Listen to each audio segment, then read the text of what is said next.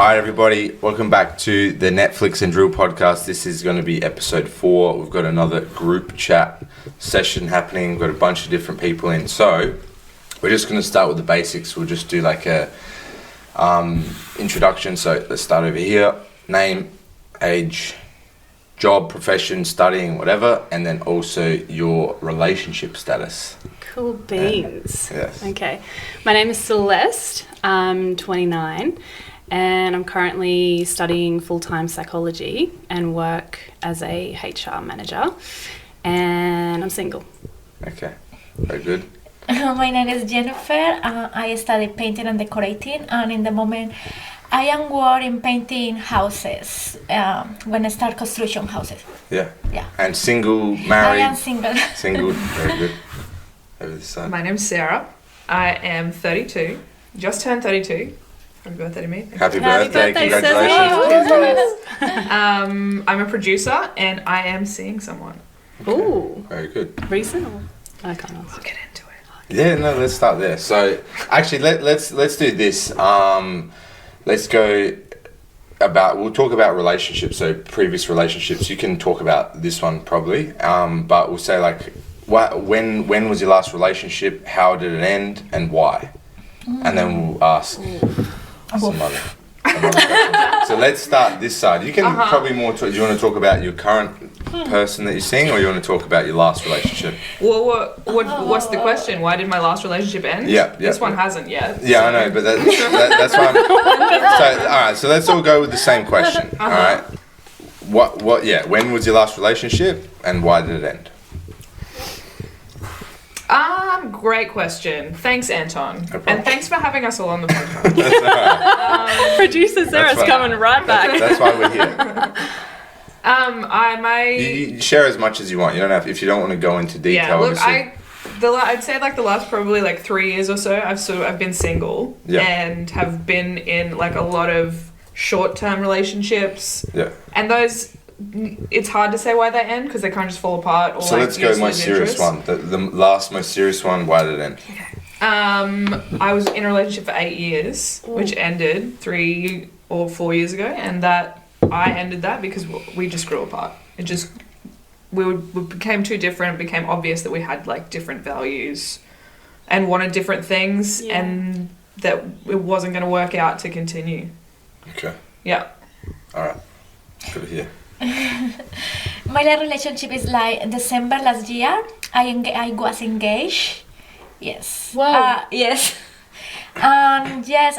3 days before the wedding canceled. Yes. Oh my God, Jennifer, that's hectic.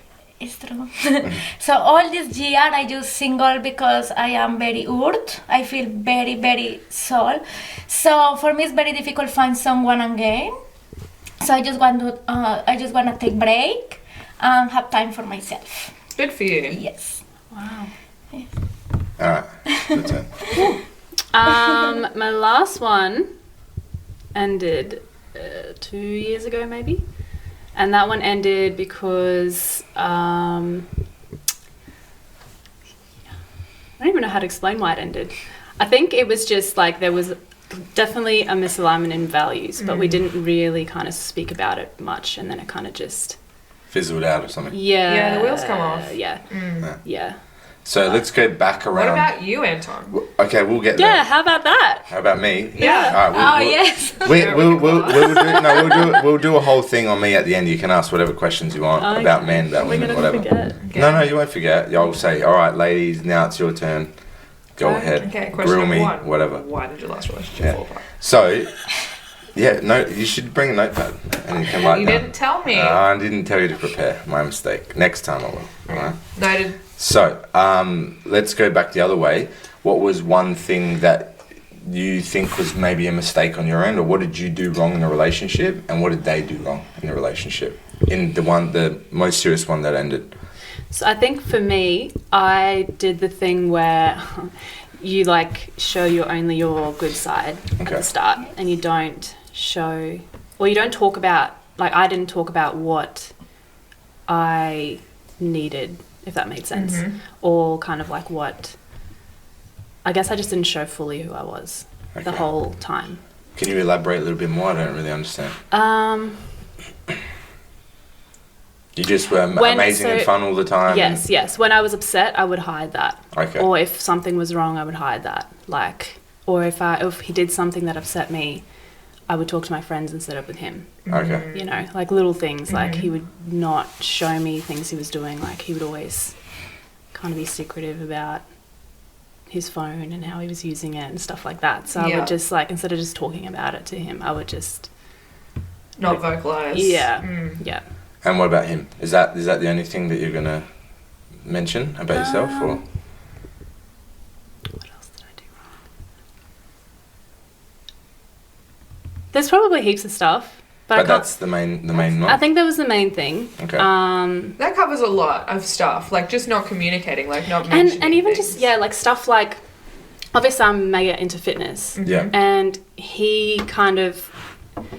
Sort of was but wasn't, but would get annoyed when I was very like competitive with fitness. Like if I get up at 4 a.m. to go to the gym, to him that was like, why would you do something like that? Yeah. So like there was that kind of stuff.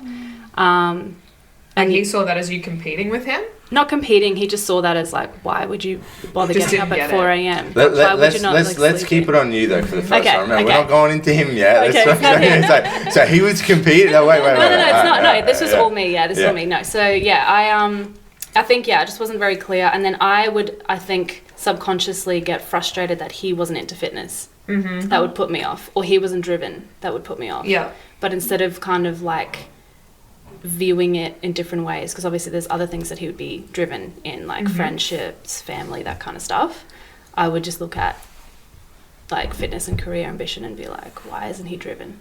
Does that make sense? Yeah, no, it makes sense. Women are generally attracted to like ambitious men, so it's an interesting point that you're making. Yeah. But your mistake was what? Selecting a guy that wasn't ambitious, or you weren't communicative to him about how he wasn't ambitious? Yeah, communicative. Okay. Yeah. And then what about him? He wasn't ambitious. Maybe you answered it already.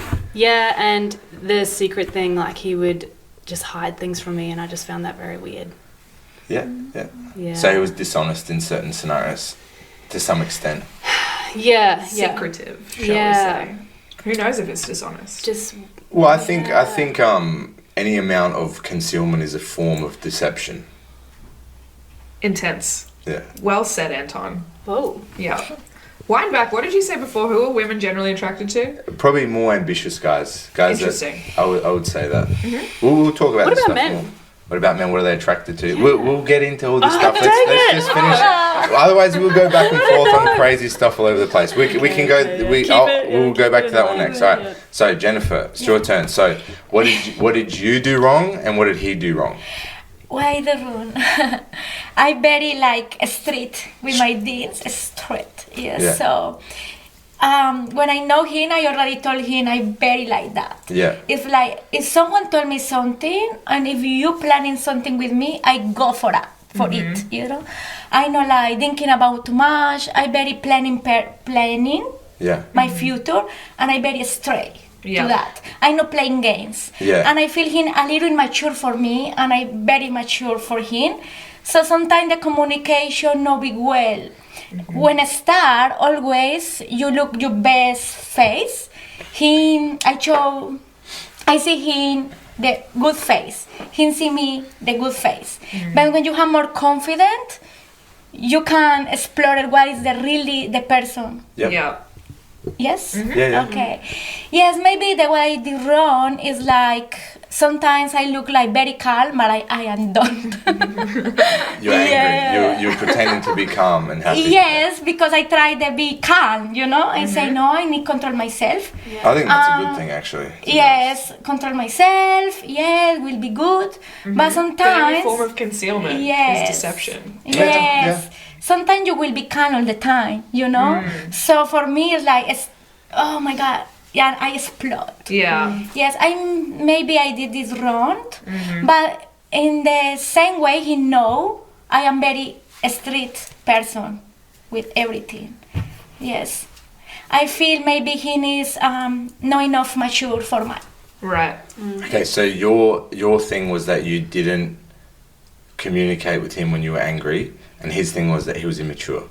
Is that correct? Not really. It's like So what it's was like the thing he and me, like we are planning something, and I very serious. Okay, do that, and then he changed the mind, and I am not that kind of person change the mind. He wasn't a good leader. Yeah. He wasn't decisive. The happen is like he is the he not have a lot of experience with gay friends or something like that. It's like maybe like the second gay friend. Right. Yeah, so he is a little like immature for that. He always before know me. He told me I don't know. He like just party and just not take serious anyone. So he always told me not be angry. I don't have experience. I don't have enough experience. So you like teach me a little bit. Okay. So you were teaching him how to have a relationship. A little bit, yes. So is that the thing you did wrong or the thing he did wrong? This is the thing. I'm gonna be. Yes, I don't know. I just feel him very mature for me. I tried to be my best. So you picked an immature guy. That was your problem. Maybe it's my problem. Yes. And his problem was he was immature.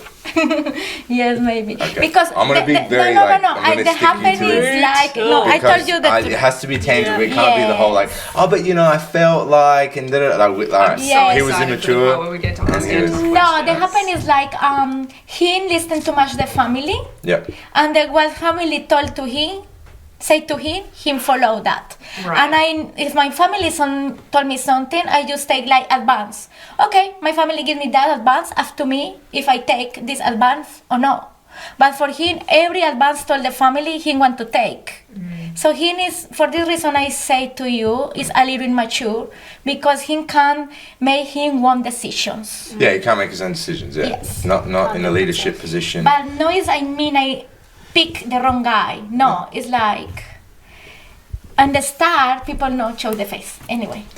Yeah, I think that's just reality in general. Like it takes time to actually uncover what a human being actually is, or the personality is, or all the different, like nuances of someone's character. You can't. There's no way you can learn that in a short period of time. Some people it might take 3 years. Some people can conceal or play the mask for 10 years. Some people can play the mask for 6 months. Like. Who knows? I don't know. It depends on the individual. It depends how much you pay attention. Some people don't realize until 15 years of marriage that they go, I don't even like this person, because they're caught up in the emotion of everything and then the day-to-day life stuff, and they don't actually know who they're next to. So I don't know. I think that's interesting. All right, over to you, Sarah. What did you do wrong, and what did they do wrong? I think that I, like a lot of people in relationships, probably didn't communicate that I was unhappy. Yeah.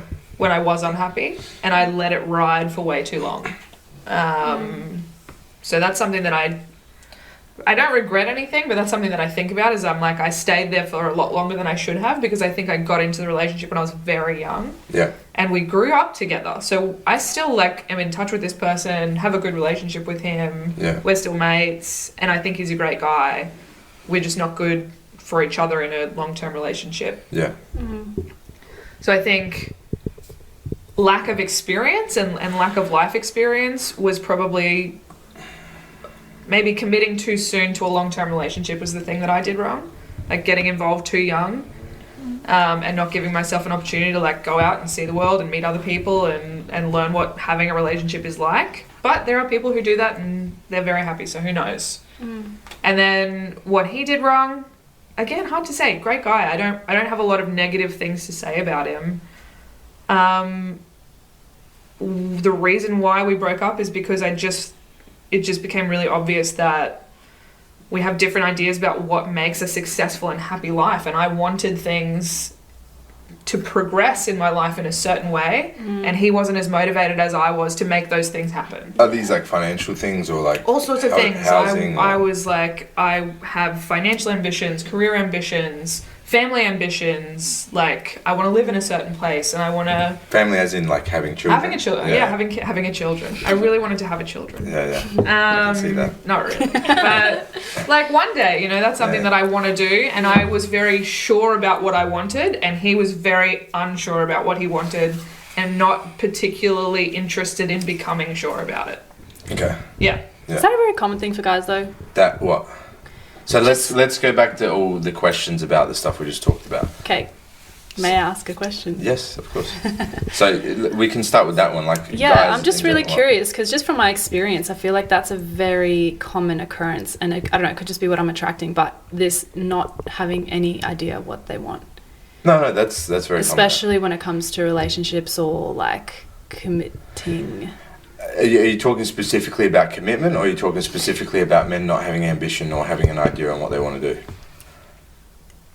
Bit of both. I guess, well, yeah, the committing thing, I kind of get that. But the guys that are just kind of like, yeah, I don't really know what I want to do. I'm kind of that's a cultural thing now. That's like I don't think people used to be like that. I think men used to be kind of praised and admired for like masculinity and ambition and all of these kind of things that now are kind of called toxic in men. And I think what happens is like when you teach little boys now to not be this and not be this and this and this, what happens is there's a kind of like a sub effect is that they become less masculine, they become less ambitious, and they become less this and they become less that. And then when, you know, at their age of pairing up, you know, 28, 29, 30, which is like the most common pairing up age for men and women, they have not experienced anything. They're just sitting around playing video games, watching porn, smoking dope, drinking, not really going out into the world and doing a whole lot of shit. What an indictment on this current crop of men. How sad. Yeah, but it's true. But it's, I don't know. That doesn't necessarily reflect my experience. yeah, I look. The thing is like all of our experiences are our experiences, and what we can't do is reflect our experiences as what the general population does. Yes. So some people, I have many friends that are like, oh, you know, this is my experience with men. Oh, this is my experience with women, and then other people have other experiences. But I'm more talking from a generality standpoint. I'm generalizing too. Okay, so to do with the ambition thing, I think men are punished for being masculine now, and I think it used to be more admired in men. Do you so think? that's Yeah, the first I agree thing. with that 100%. Really? So the The first feminist movement is just very much doing that right now. Yeah. For sure. Really? I don't know. Think of all of the most admired men in society. They're pretty masculine, aren't they? who? Sportsmen. Don't we hold up those men Yeah, as but like the I think role he's models referring- and emblems in society of who we want our men to be? But are Yeah, you referring to certain behaviours? Yeah, we're talking. We're specific talking behaviours about of those more men. like What behaviours though are we calling toxic? Good ones? Look, all right. So just a second. Just a second. So We're getting it. ambition is less in general in men because a lot of the characteristics that ambition comes with masculinity are seen as negative or toxic, controlling, blah blah blah. All these words like this. Do you think it's good to be Shaming language. controlling? I'm not. No. I'm saying that a lot of characteristics that I don't believe are negative or controlling are looked at as negative, and I don't think they are negative. Like what? Which characteristics? So to do with probably the most common thing that is looked at if you're talking about in the guise of like a relationship is men seen as insecure or what's the word, controlling for not wanting certain behaviours in their partners, saying, oh, I don't like you posting booty pics all over the internet, oh, I don't like when you go out to clubs with all your single friends, blah blah blah, until 4 a.m, shit like that. But in general, I would say you kind of punish boys for being kind of rambunctious and masculine. This is what I notice in general, like whether it's school, whatever. And I notice it because I teach jiu-jitsu and I have a lot of young students that are men, and all of them every day come in like mopey as hell, like, oh, I don't know what I want to do. And I just don't. That never used to be like that before. People were excited that, and it's crazy. You actually see a transition, like from 5 to 6 years old, where they're still a child and there's that innocence. They haven't been beaten down or like programmed into that yet. And then you see them at 12 or 13 and they just have this kind of like hopelessness, and you're just like, what the hell is this? What's happening to, and like, I don't understand it. Teenagers are pretty miserable though. No, I know, but like, it's a tough time. But there's a stark contrast between the girls at that age and the boys at that age. Do you train a lot of girls at that age? Yeah. Yeah. So both and they're ages. more confident? It's not confidence. Man, it's almost like a level of disrespect. It's just Really? a The level girls are of sassy? attitude and like kind of like fucking it's a level of attitude. I wouldn't even call it sassiness because it's not respectful. It's quite disrespectful, and I don't know where it comes from and I don't know why. But this is something that you're noticing more and more, and it's not something that's like it's just your gym. No, because if I go to competitions, it's similar. If I go here, it's similar. I just think it's really unusual and interesting. But that is interesting. Can I say something controversial in that respect? Yeah. There was some studies that they looked at about domestic violence and where that came from and why it increased in a certain period, especially in Australia. Yeah. And they linked a lot of it to the ads that get portrayed. Okay. And if you notice, because when someone told me this, I was like, okay, whatever. And then I started taking notice of like just normal TV ads. And it's usually when like The Bachelor or whatever is on. Yeah. And a lot of the ads was targeted to display men as stupid.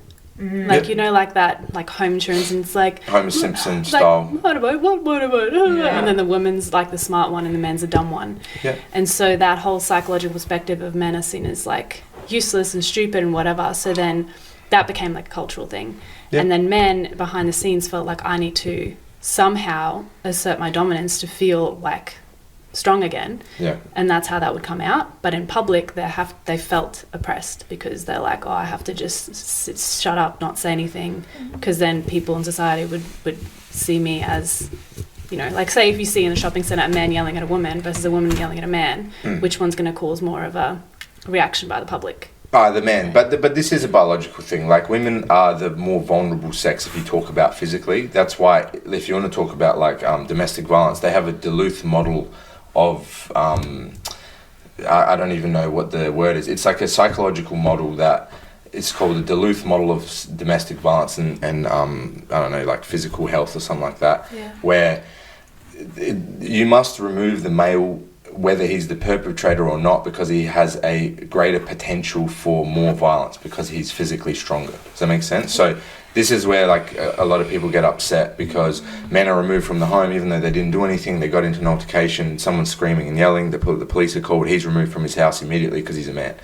Now, the problem with life in general is everyone always looks at it on a level of morality and fairness. And unfortunately, life is not fair. No. And it never will be. And life is inherently sexist. And there's things that are unfair for men and there's things that are unfair for women. Yeah. Now, to do with ambitious men and all this stuff, because we're going to go back to that a little bit, because the physical violence and, you know, that type of thing is, you know, it's an important point that we can talk about if you'd like. But the difference in violence that happens between men and women domestically is not massively different. I think it's like 20-something% to about 35%. So women are affected by a substantially larger amount. And that's absolutely wrong, and they should be punished for that, and they should put in prison and all of that type of thing. And generally, what you guys are kind of saying to do with the domestic violence side is correct. Men kind of like internalize their disrespect through physical violence. That's the way it's always been. I don't think that will ever change. Yeah. And the more and more you disrespect men, and the more and more they feel like that, like you're saying, just disrespected and worthless, the more unstable and violent they will become. Yeah. And that's why you see a lot more high school shooters and all this craziness and people doing crazy shit because they've got no purpose anymore. Are rates of domestic violence increasing? I don't know if they're increasing or They decreasing. are? They are increasing. Right. I know that over COVID they did massively increase, I think, for a long period of time because they're spending more time together and all that type of thing. But like, there's I don't know, there's a lot of controversy around that stuff because there's women that commit. I know women that have committed domestic violence on guys. It's at a lower rate, but then men don't report it because they're ashamed of it.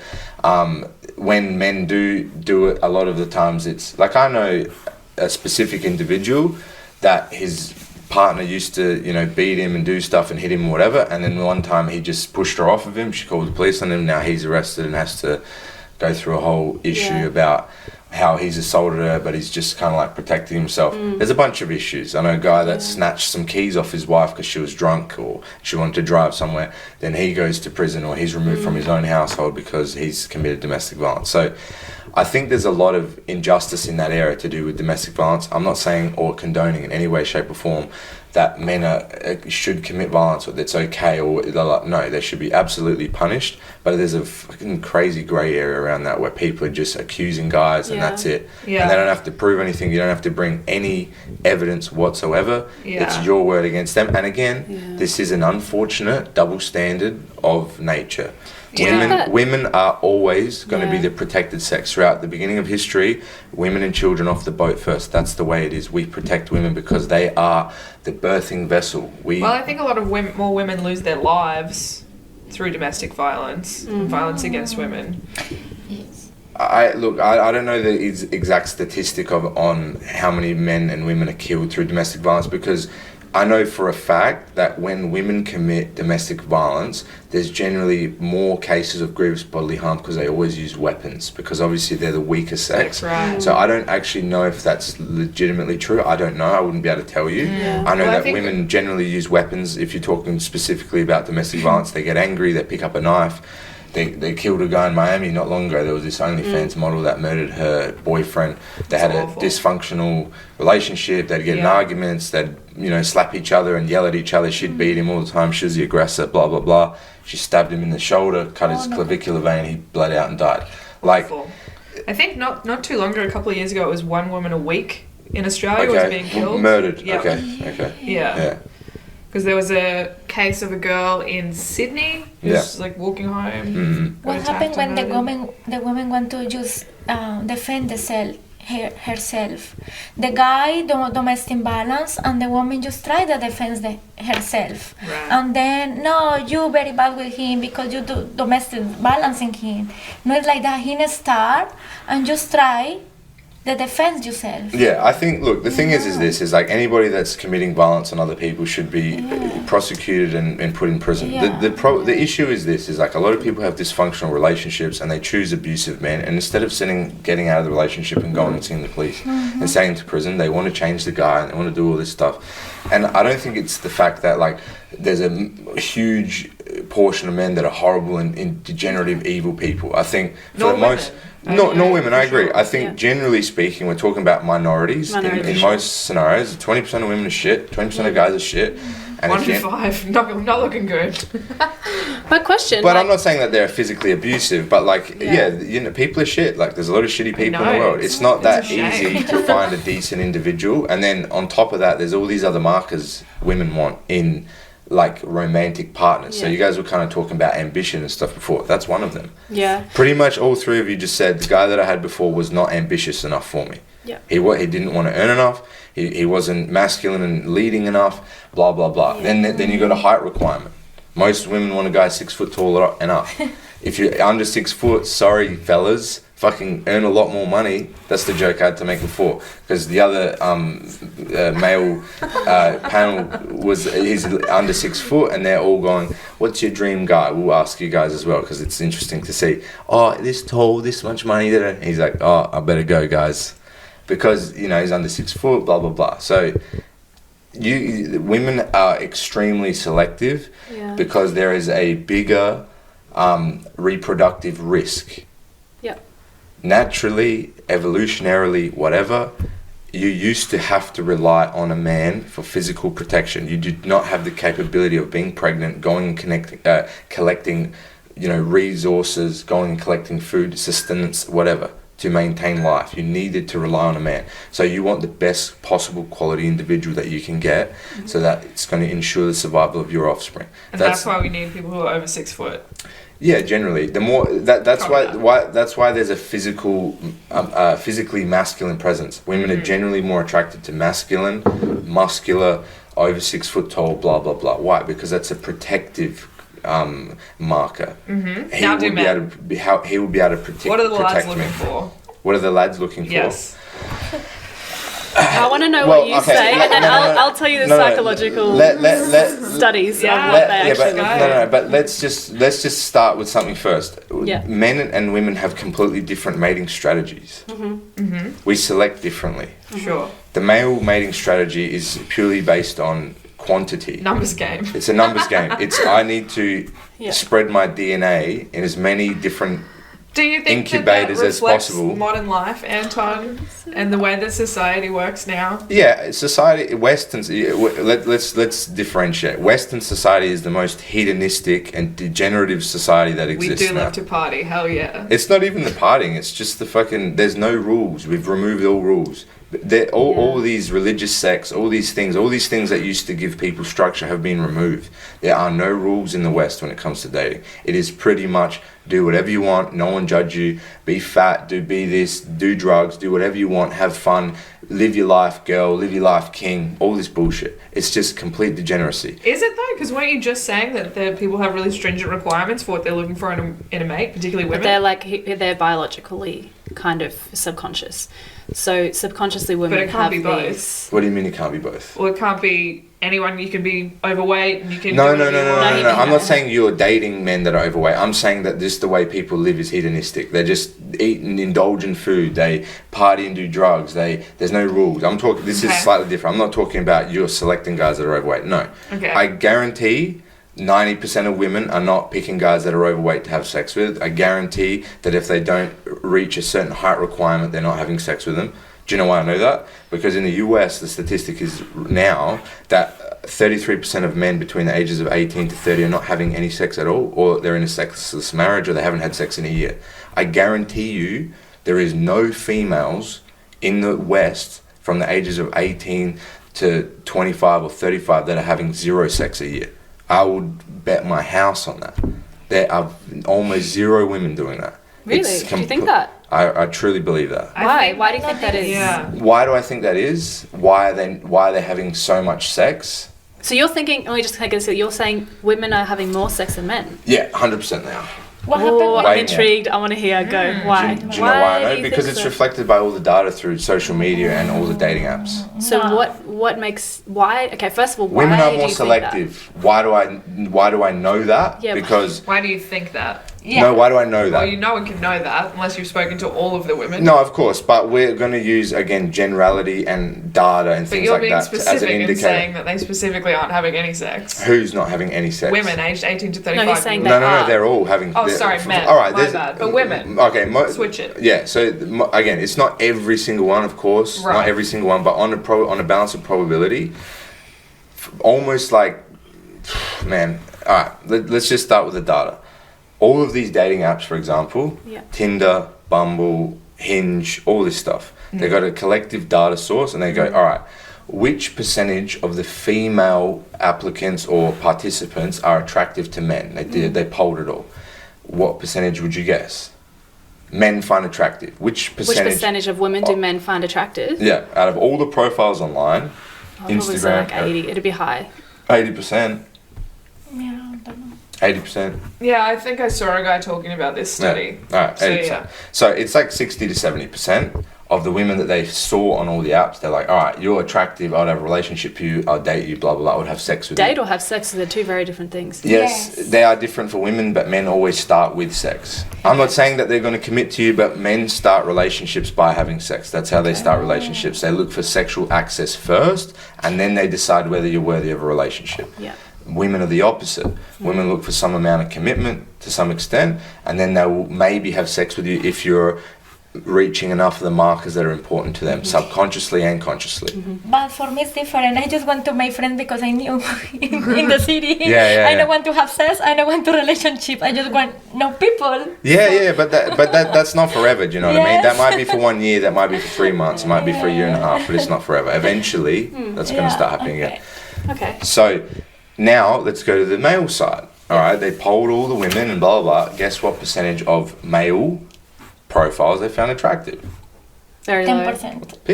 Pick a number. 20%, 10. Yeah, it's very low. Whoa, It's pick a very number. low. I think in a study they had like, it was 100 guys and like 4 of them were getting all of the attention. Correct. So Yeah. the actual, but this is a much larger study with Right. a bunch of data from Tinder, blah blah. It's 4.5%. There you go. So what that means Of is, course, very low. so what that means is, and this has always been present. This. So we're kind of brought up on an unrealistic view because of like religion and things like that. This whole idea of like one man and one woman pair up and they go together. This is a false thing. This was extremely big, like after the Great Depression and all this stuff like that. I don't know, because it was out of necessity, they had to just join up and exist to live, to get by. But throughout human history, there's been a small minority of men that have gotten all of the women, and it's always been that way. And that's reflected by the statistics and the data since recorded history of what percentage, what quantity of men that have existed and how many of them have actually reproduced, and what quantity of women that's recorded have existed and have reproduced. So what's the reality is probably 20, like maybe, I don't know what percentage specifically, there's no real number for it, but you can make a kind of general guess based off of all these other datas. There's a top portion of men that everyone wants to date. So you're saying it hasn't changed? It's always been that way. No, because we've moved away from religion again. We've moved away from all these sects that impose strict boundaries around sexuality, around the way you behave, all these things. Because we've moved back into more of a Viking time, we've removed all the rules, we've reverted back to nature. And what's nature? Do you think that because of that, we're moving now into a time where, because there's all like that polygamy and all that kind of whatever. 100%. But now it's kind of like monogamy is just fizzling out. Do you feel that it's just fizzling out? Because when you look at the data of like, obviously there's divorce, and then even just the time span of relationships are just getting shorter and shorter and 100%. shorter. And now it's like just flings are considered relationships. Do you know what I'm saying? So it's like, do you think the whole idea of marriage is fizzling out? Think about in 10 years from now. I don't. Look, the idea of marriage is gone because people have been misled. They believe that what they're doing is fulfilling, but it's not. At the end of the day, doesn't matter who you are, what you believe, there is your purpose of existence, whether like biologically, is to reproduce and have children. People still want to do that. We just can't do that productively or sustainably anymore. People are still having kids, but it's like the lower socioeconomic classes are having a bunch of kids, and the people that are more intelligent and all this type of stuff and higher socioeconomic scenarios are not having any kids. Yeah. So hasn't that always been the way too? Yeah, it has been for the most part. Yeah. For the most part. But there was a period of time where we had this religious sects, this kind of like white picket fence kind of age scenario. What time specifically? I wouldn't be able to tell you. Mm-hmm. But if you look back at some data on birth rate and stuff like that, I could probably get back to you on that. Yeah. On which actual time period. Well, I'd be interested to know, because what you're talking about is like a booming middle class, right? Yeah. One woman, one man, that kind of thing. So probably like your grandparents, your parents, your grandparents, maybe the generation before that as well, and that's probably about it. And then before that, it depends on the. Well, I don't know if that's actually true, because if you have a look at it, this I do actually know. If you have a look at most other, like the West is the only place that's so degenerative and that can't get along between men and women.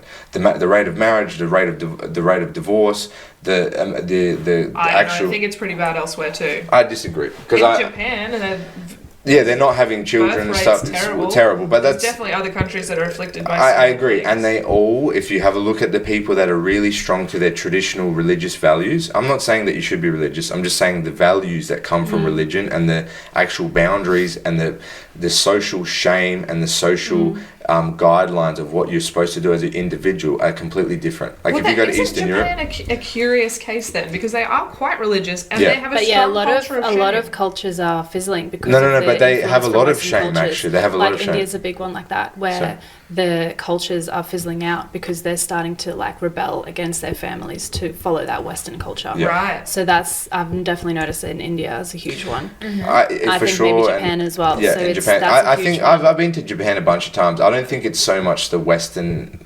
Well, yeah, it is a bit of the Western culture, but in Japan it's just it is a crept in amount of the Western like view and idea and how amazing that is. Even though that if you have a look at like this, I do know, if you have a look at the reported happiness for like general individuals and women specifically to now from like the 50s and shit, they're self-reportedly reporting lower rates of happiness, having careers and partying, doing all this shit. Where these women that were oppressed, that were stuck at home looking after kids, self-reportedly reported higher rates of happiness. Well, why is that? Well, because I think anything outside of your biological purpose, to some extent, whether it's subconscious or not, is vapid and not fulfilling. You can argue with me as much as you want. You can call me sexist and say that's just gender roles. I don't think that you are going to find anything more fulfilling on generality. Again, is there a small sect of women that are going to be way happier doing OnlyFans and doing all that shit and getting bashed by a bunch of different really masculine men? Anton's OnlyFans. Whatever. I would say on probability, you're not going to find anything more fulfilling or more important or more desirable in your life than having a family, having children, having purpose in looking after them. Yeah. And the reason I opt to view this way is because I've spoken to a few different psychologists. I actually did a podcast with a psychologist guy on this show, and I asked him about all this self stuff, like all this woke culture, like, I'm putting myself first and all this shit. And he said, that particular psychological view comes from this specific psychologist, and he falsified all of that information. Self-esteem isn't real. It does not add any value to any part of your life. Self-esteem is absolute bullshit. It's a marketing psyop. The guy made a bunch of money and sold all these books and all these things, but there's no tangible data to show anything about self-fulfillment is real. It doesn't help your life. It doesn't enrich it. It doesn't do anything. He said, on the other hand, having a socially valued role does. Being important in your community, being a mother, being a father, being a great friend, and having a great community. This is what adds value to life. But that's even, like, when you look at collectivist and individual cultures, there's a huge spike. Well, there's just huge high reports of suicide and depression in individual cultures. Yeah, people Western cultures. Yeah, Western cultures. Well, yeah, people who just are exactly what you just explained. Yeah, 1 in 4 women are in antidepressant. Yeah. Because it's like suicide among men. It's a big focus on the ego, achievement, me. I have to just be my best self and whatever. Yeah. But there's no focus on, like, it's all self-help, but it's not other people help. There's no, like... There's no community. Yeah. There's no community but they have shown several times that to get, like, people who are high in depression in those cultures, you just get them to do something like volunteering or just get them in a social group. And there was 2 key things that they found in any kind of mental disorder, especially depression and anxiety, that unanimously, they tried obviously several different therapies. The 2 things that prevailed across all of them was social support and exercise. Those were the only 2. And so it's like exactly what you just said. People have so much focus on how can I be the best? How can I get more and do more instead of like, how can I just be a part of something? Yeah, and like have that family thing. But this is interesting to me because you're saying that, so there's this biological part. I want to go back to that part of men who obviously think about sex. And I've noticed a trend where when they're young, like in their 20s, they're like, I want to just fuck everything that moves, right? Yeah. Well, I don't think that actually changes. I think men just lie, to be honest. Yeah, that's what I want to know because I do, when they get to their 30s, early to mid 30s, I find that a lot of men say that. They're like, yeah, okay, I've been through that phase, but... I think that's a lie. You reckon? Do you think? Because I've heard that unprompted from older dudes. Yeah. They're just like, nah, just, you get over it. I don't think that's true at all. I don't think it's I don't think it's How old are you, Anton? I'm 28. I don't think it's as extreme. I don't think it's as extreme, but I think most men just lie in general. I think men... So you don't think that men have some sort of a change internally where they go, okay, I've had my fun, I want meaning now? Like, no, I want to build something more meaningful. I think they want meaning. They just also want to sleep with multiple people. Like, but if you're going to be sex drive is like documented. We know that men they have 10 to 17 times more testosterone. Is like when they're younger. Yep, and women's is when they go through 30s. menopause and shit. Yeah. No, it's when you're early 30s. Yeah. Yeah, because your body's scrambling to have a child. That's why. That's why women get baby rabies. You guys at that are age. scrambling to try and reproduce, yeah, right? Correct. Yeah. But and that's why we have completely conflicting sexual strategies, and for the most part, one sexual strategy has to lose and the other one wins. So let me just finish this part. In like modern world, Christianity, all of this stuff, we're not back in caveman times, all that type of thing. We have decided as a society, as a human race, that the way that we're going to do sexual strategy is the male is going to sacrifice his side and he's going to be monogamous and have one partner and have children. That is not the natural mating strategy of a male. So why is women having more sex than men?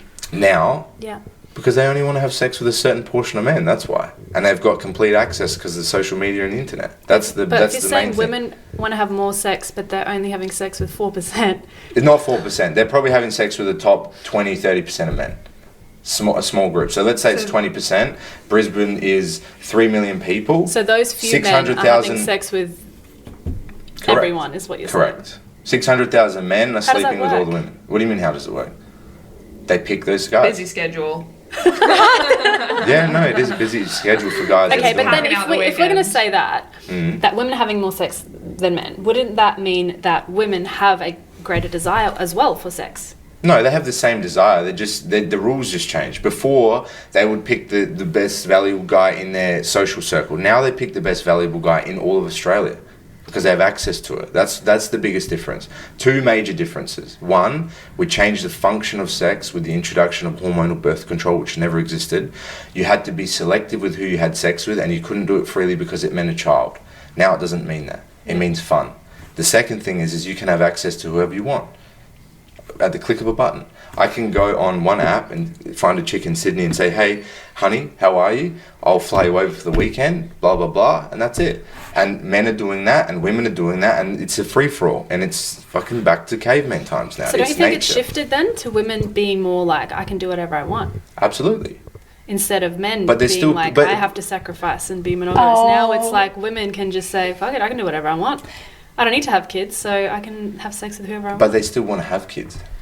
They still want to have kids, and this I is don't know, where... from my experience, I'm hearing a lot of men being like, I want kids. And women Yeah, being like, because nah. but Yes, but all these men say, It's oh, okay, different now. no, It's no, no, no, different. There's a- yeah, there's but a do you know shift. why it is different? Because they've been conditioned to be more feminine. That's the thing, and women have been conditioned to be more masculine, and men have been conditioned Yeah, to be there's more a feminine. There's a disbalance. fucking There's a complete huge- reversal of there's roles. huge. Absolutely, Yeah. it's crazy, man. And this is the That's thing. why you're not attracted to a lot of the guys you're talking about. They're not ambitious. They're not this. They're not that. Blah blah blah. Yeah, of course.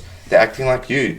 And then the guys that are masculine or whatever, they get into relationships with women and they go, well, fuck, man, she yells at me, she does this. Why the fuck am I going to stay with her? I'm not married to a man. I don't want to have a man. Yeah. I want to have a feminine woman. Yeah. But men are becoming more submissive and more feminine, and women are becoming more masculine and more aggressive.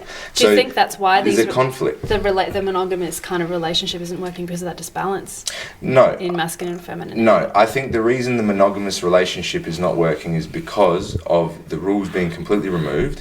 Now you get to pick without shame whatsoever, and what the women pick. They pick the thing that they naturally gravitate towards. Hot guys, tall guys, all this shit. Yeah. And a lot of them are not good for them, or they're not good for them in relationship scenarios, because those guys have got all this sexual access. This is what feminism has done. This is what it's done. It's given 4.5% of men total control of dating.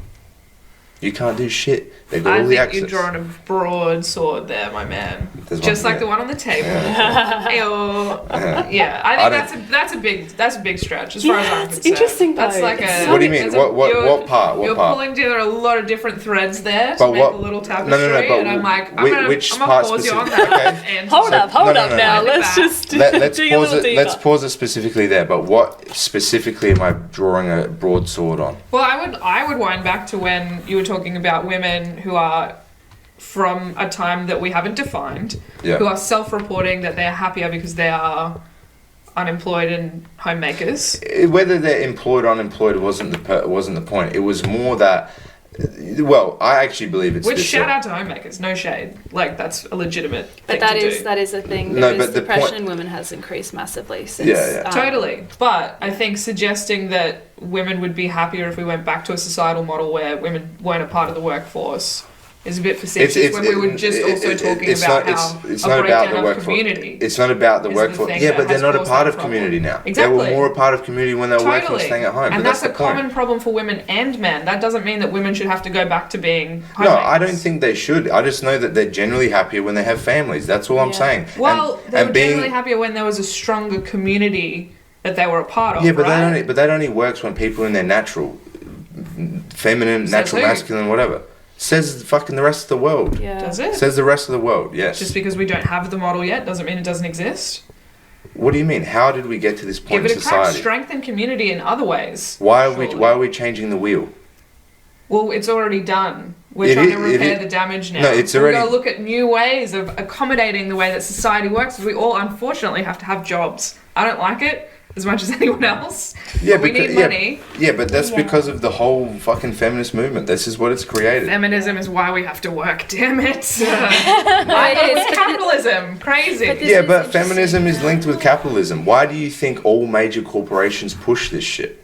Why? Why is it so strong in big corporations? Because it's financially beneficial. More tax, two households paying bills, two households paying tax, Totally. double the workers in the workforce, drives the wage Are down. you This is economy. Keen on socialism? No. Okay. Pro-capitalist.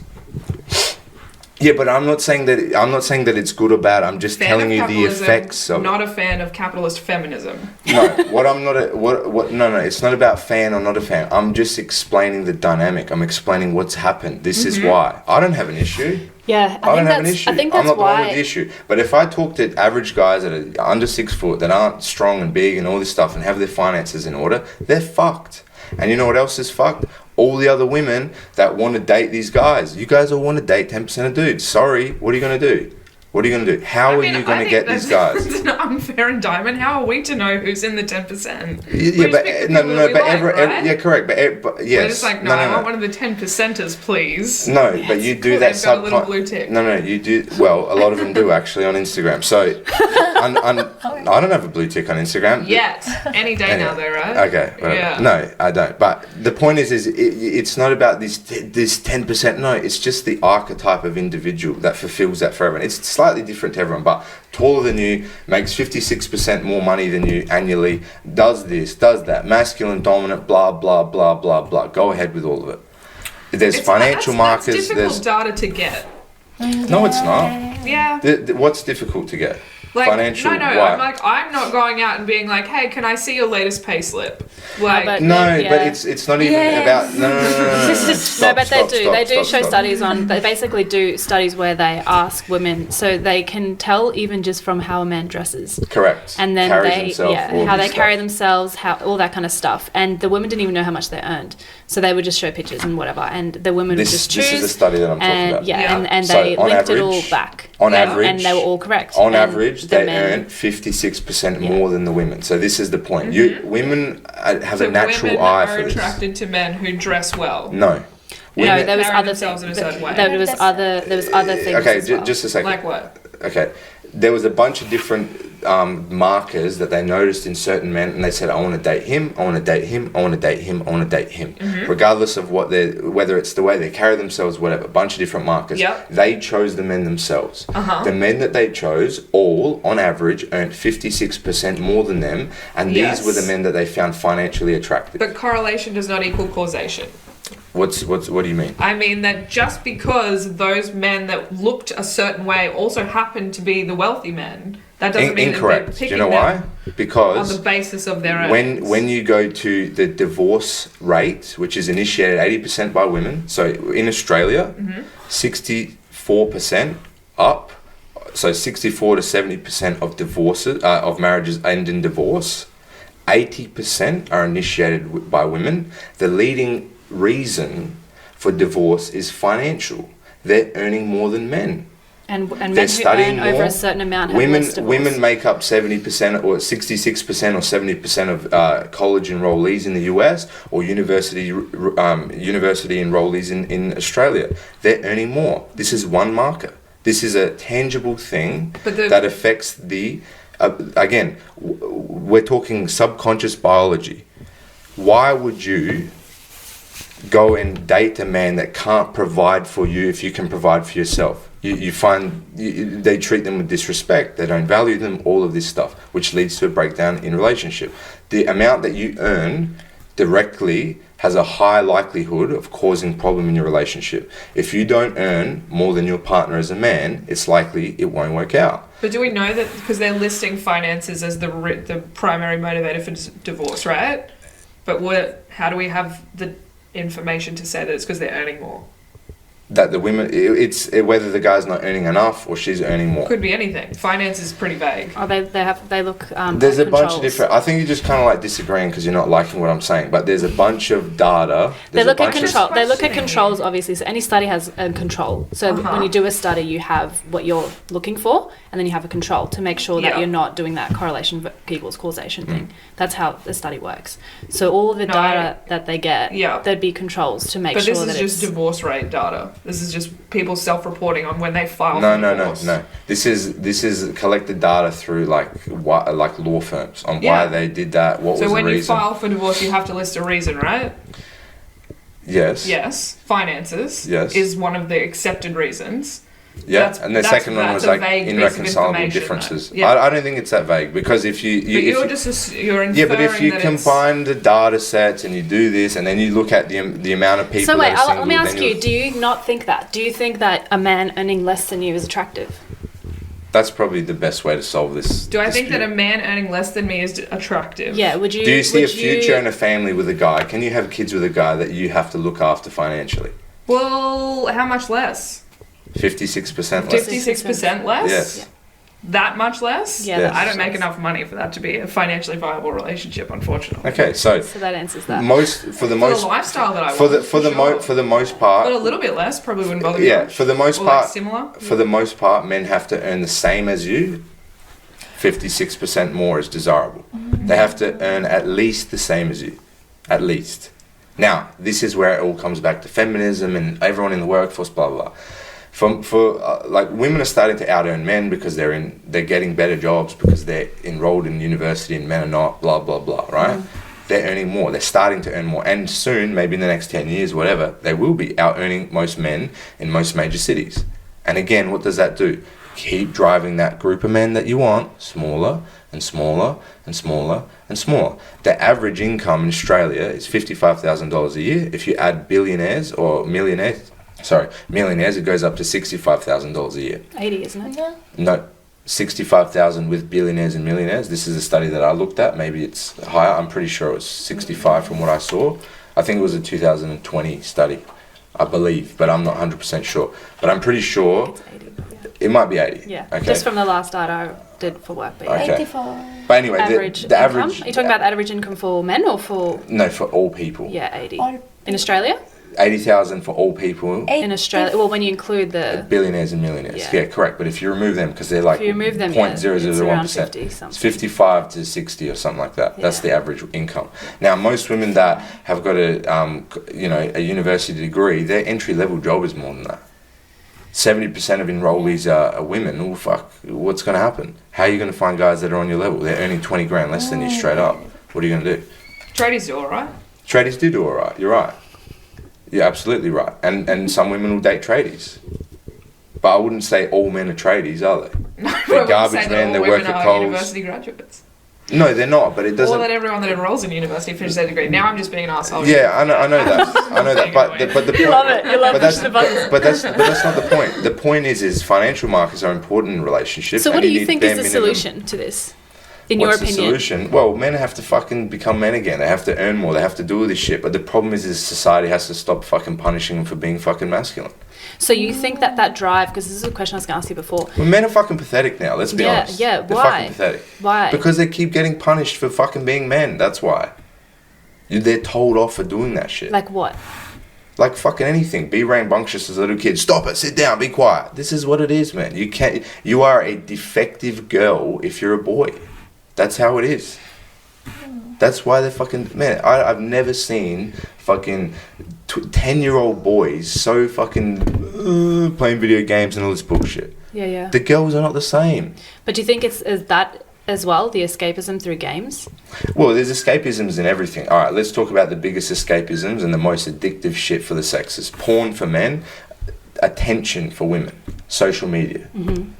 I would agree with that. That's Sure. we gravitate towards our biological fucking imperatives. Yeah. Men, it's sex. I don't need to self-improve. I've got sexual access. I turn the TV on and turn porn off. Yeah. Why the fuck am I going to self-improve? Women don't self-improve either because they've got all this attention that they've ever wanted. Before you used to be elegant and feminine and do all this stuff and go out into the world and actually, you know, pick the best quality guy. Now you just fucking put your booty all over the internet and you get thousands of men. And this is also what leads back to women having so much sex now compared to men. Is, let's say on average you get 3 interactions a day. That's almost 1,000 interactions a year. And let's say you only sleep with 1% of them. That's still 10 guys a year. How many interactions are men having? Fuck all, because they don't go anywhere and do anything.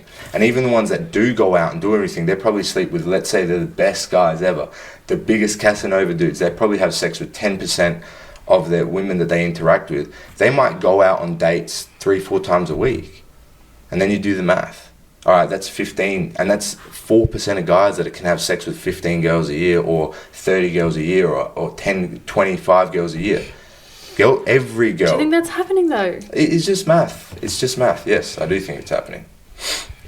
So you're saying that it's switching now, that women are just fucking like wild horses, and men are just sitting at home watching porn. I'm not saying that all women are watching video games, being like, why bother? Correct. I am. Really? Yeah. I think so. That's Would that what not flip that desire in a man to be like, I need company? Because they're like flipping now to the polar where they can't just go out and put their dick in whatever. So now they're like, okay, I need a better way. Yeah, would you you not have to try say and get that more competitive? How do I get some of these markers that the women are? Well, they can't be competitive. You punish men for being men. I can't get a job, even though that I have a better fucking credentials, because of a bunch of reasons. Affirmative action, 50-50. Sorry. I mean, I had a guy that works in a mining company talk to me about this 2 days ago. What does he say? I had the best fucking candidate. This guy's amazing. He's so good at everything. I wanted to hire him. We can't do it. It's too hard. Because it has to be 50-50. We need to hire a woman. We cannot hire a man. But he's better than all of the other candidates. He's the best. We cannot hire him.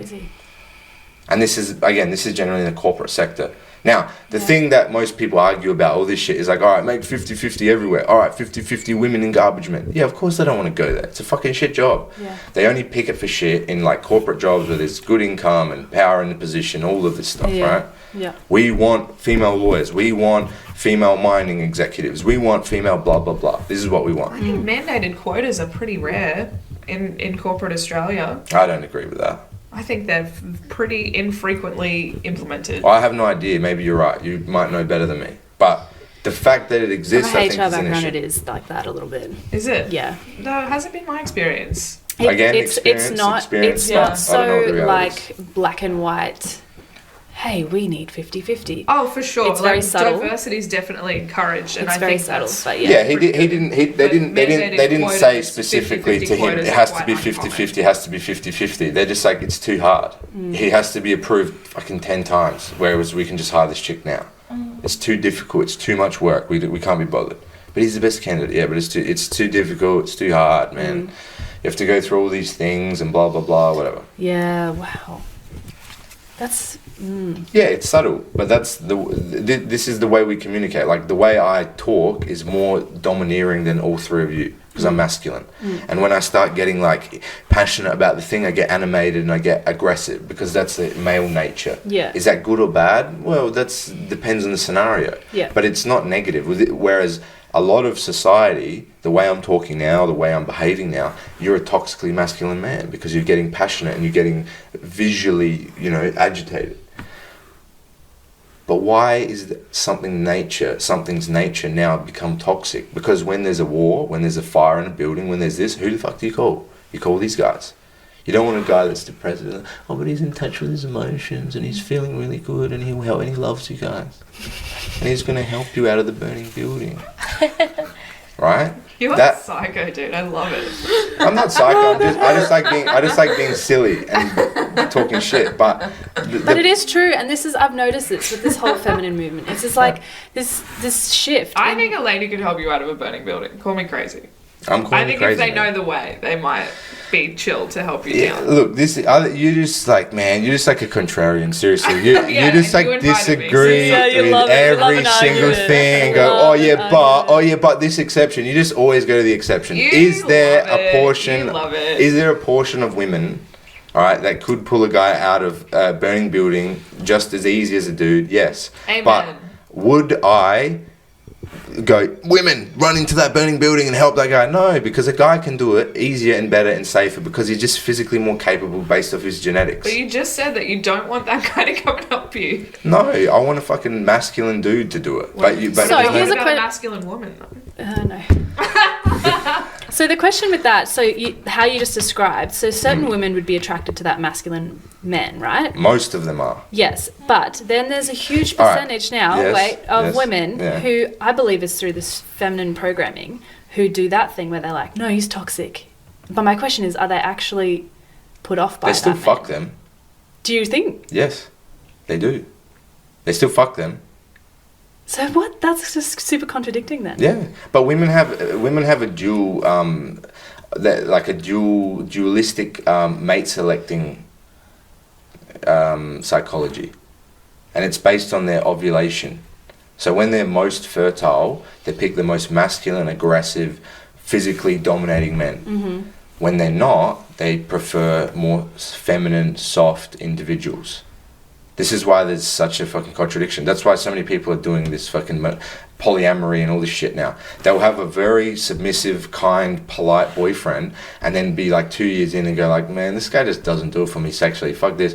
Oh, we're in an open relationship now. And that's what they're doing. This is why it's so common. This is realistic data. They have Could a any of you dualistic guys do that? mindset. Could any of you guys do a polyamorous? Polyamory. Do you know how many relationship? men do it because they got no fucking choice? Because if they say no, that all the chicks are going to leave So you're them. thinking it's driven by chicks? Yep. 100%. I know it's driven by chicks anecdotally because of what I've noticed and Just explain. spoken to So- people. Interesting. So That is you- interesting. Your view on chicks is like chicks are men now.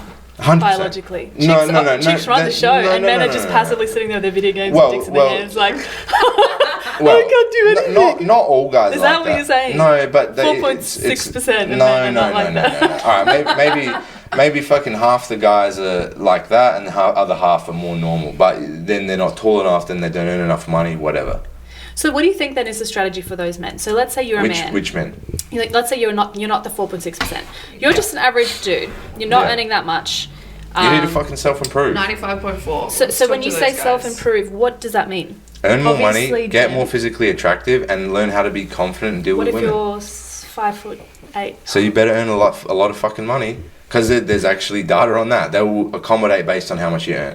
So if you're 5'3", you got to earn this amount. If you're 5'4", you only got to earn this amount. If you're 5'6", you got to earn this amount.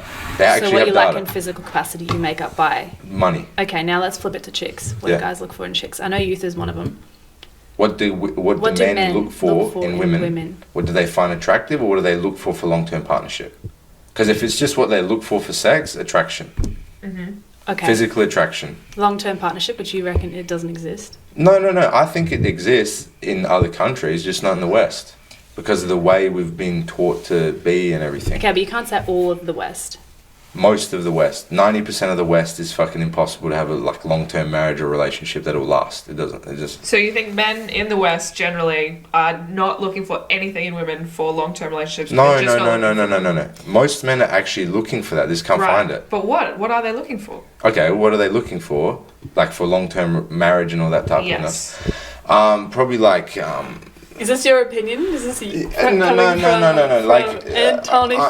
yeah. All right. Let's say it's my opinion. I would say that most men want this. They just don't vocalize it because they're going to be called assholes, misogynist, sexist, all that kind of shit. Yeah. Strap in. Be careful. Let's Just go. listen. No, I don't need to be careful. No, I'm saying for her because she's going to attack. Yeah, you're gonna get triggered probably. She's gonna get triggered. This want. is a safe space, Anton. Say what you want to say. No, it's Don't my get podcast. triggered. I'm gonna say whatever I want. But they want like submissive, feminine women. No. That's what they want. So explain that to me. What would that look like? What would that look like? Just Yeah. someone that's not combative. Probably like this kind of shit. I'm joking. No, like Brutal. no, We like knew it was coming. yeah, no, like so combative. Like all right, Some guys people that know it. get married, the guys that actually maintain marriages. For example, another financial marker, the rate of divorce is about 70%, 65%, whatever. As soon as you earn 250 grand a year, it drops down to 20%. Holy shit, why? Oh my God, because you can't replace that guy, that's why. Now, the guys that are going out into the world and earning decent amounts of money, even $80,000 a year, that's not the average wage, that are working hard, that are going being tradies, that are doing all this shit, working hard, doing all that stuff. they do not want to come home and argue about the dishes and do this and do that. Now, I've had other questions like, well, how can you make that sustainable in the West? Well, fucking, I don't know. Because most people need 2 incomes to have a family now. So either your guy earns 250 grand a year and then you can be submissive and look after the house, or just do a side business or work part-time or whatever and help him with his job, whatever. Or you're going to have to work 50-50. But the problem is as women earn more money and become more independent, well, what do they become independent of? Men. Because men now see them as masculine and now see them as assertive and dominating or whatever, and now there's conflict in the household and they don't find that attractive. But what about men who say they don't like women who kind of just Yes. have no kind of say? They're talking shit. Because there's like... Do you know why they're talking shit? Men want robots, man. They want you to just come home and do everything they want and just have sex with them and be there and be a doting, a loving, amazing woman. That's what they want. Very sexy. Yeah, but life's fucking sexist. No, but I want to hear... Life's sexist. This is what men want. You ask me what men want, and then you're telling me that it's wrong. See, this is the point. Yeah. This is why guys don't I don't say want it. to be submissive. But so, I know you don't want to be submissive, but this. You're what I'll asking say, what I'll do men say, want. That's what they want. let me change Maybe for the this word. reason I am Let me not. change the word submissive to nurturing, and go from that Yeah, perspective. it can be because whatever word. submissive is kind Adoring. of like I want a sex doll. No. And to make me sandwiches. You guys are getting upset on the word. The word itself is more triggering than the thing. They want a supportive Yes. female that adores them and respects them And nurtures them. Yes. And that is respectful. This is the Yes. most important part. Yes. Very few women know how to disagree and be respectful when they do that. Most women get extremely personally offensive and all of these types of things, and they do not know how to communicate with men in a respectful manner. In my opinion, men in general seek out respect from the world. That's what they do everything for. The moment you disrespect them, they lose attraction for you. And then whether they become an alcoholic or a degenerative gambler or whatever, they find out a way to cope with it. Or they fuck other women, or they do something. Now, I'm not saying that they should do that. Yeah. As somebody that's a decent individual, the moment somebody starts doing that to you, it's your imperative, it's your job to say, hey, listen, I don't accept this shit. Get the fuck out of my house. I'm not dating you anymore, whatever. Yeah. So disrespect is a big thing, right? Just be feminine. Just be a feminine woman that is adoring and respectful to her partner. What about the other way? Like, do you think that there has to be inherently a power imbalance between men and women? It's not a power imbalance. We just have different roles. This is a problem. Women keep seeing this as a power imbalance. It's like my worth as an individual. No, you guys are worth at human being level. Yes, you're worth the same. We're humans. Your souls are worth the same. That's not what we're talking about. Women prefer men that are more masculine, leaders, dominating, whatever. You can say, well, but it's apparent. Yeah, but that's what you want. Well, I guess what I'm curious about is, are you looking for deference? What's deference? Like, a woman should bow to what the man decision You're making going in the to household the is. extremes. You're going to the extremes. Not at all. I think just what in do you mean general. bow? What do you mean bow? Not literally physically bow, obviously, but just like if there's a decision to be made concerning the household, and a man makes a decision about that based on finances or whatever, I think it's a more harmonious home and a more successful relationship if women are more agreeable and willing to just take a back seat to those decisions. Women are more agreeable in general. If you look, except me, obviously, on the basis of this podcast. Yeah, of course. But we're just having a conversation. But in general, But Australian women are not. Yeah, compared to most of the rest of the world, but Yeah. they're Australian like women statistically. are not agreeable. I know that just anecdotally, but there's actually statistics to back that up for genders in Australia. Yeah. They're more disagreeable than the men. Women are. Yes. In Australia. Yeah. I didn't know that. Yeah. Well, that's why Australia's fucked. That's why you have that saying, when the women always wear the pants, like that kind of joke. That's the thing. Is that only a joke here, though, in Australia? Or is that a joke somewhere else? Well, it's a lot in Australia. I think it's a little bit in America too. Yeah, Western countries. Yeah. Okay. She wears the pants. She wears the pants. Surely you guys know that, right? Yeah. But I didn't know that was specific to here. Yeah, it's huge in Australia. Yeah, I think in general women value leadership from men. If you had to make all the decisions, you would eventually lose attraction for your partner. Whether you want to say that now or not, No, I think that's definitely true. Yeah. So So if I had to make all of the decisions, yeah, correct. I But would get but I exhausted don't. by that. But I don't think it's a good leader. This is the thing. Like when people talk about leadership, like 100% the man says everything. No, like you know what I mean. Like let's say your partner's a tax attorney or some shit, and are you going to argue with her about tax that's her profession? No, she's gonna say, hey, this is what we should do, and you go, oh yeah, good idea, whatever. But then you go, all right, let's move to Adelaide. Look, I think it's a good idea to move Adelaide. Here are the reasons. She goes, I don't know about this. No, I would like to move to Adelaide. All right, let's move to Adelaide. You're still going to have another job. You can work there, whatever. I don't see an issue with that. He's decided to move there. It's okay in it fulfills everything logically and all these things. There's family, there's whatever. I think it's normal to do this shit. I think a lot of people want like an equal partnership in That terms doesn't of exist, decision though. making. Doesn't exist. Doesn't exist. You can't have an equal partnership. There has to be someone that is the leader. Now, can you console in the guy and do all this stuff? Yes, but this idea of equalness is what causes all the problems. You cannot be equal. So like how look they up to say men. opposites attract. So the studies I've done on that is the opposites attract theory comes from masculine and feminine. So it doesn't mean man and woman. It's just that for a relationship to function, there has to be a masculine Opposing. and feminine polar. Yeah. So if the woman takes on that masculine role, Same-sex partners are the same. Correct. Yeah, man or woman, whatever. The man will start to naturally become more feminine and be more agreeable And then take the back seat. And then the you women will go, ugh, fuck this guy, I want an open relationship. Oh, fuck this guy, that guy makes more money. That's what you do. I won't. I can't think of anything worse than an open relationship. That sounds horrible. Okay, but whatever. Maybe you don't do an open relationship, but then you go, 3 years in, then you're upset, whatever. But you don't look at these things. Is he masculine? Is he this? Is he that? Is he fulfill all these actual tangible things that lead to successful relationships?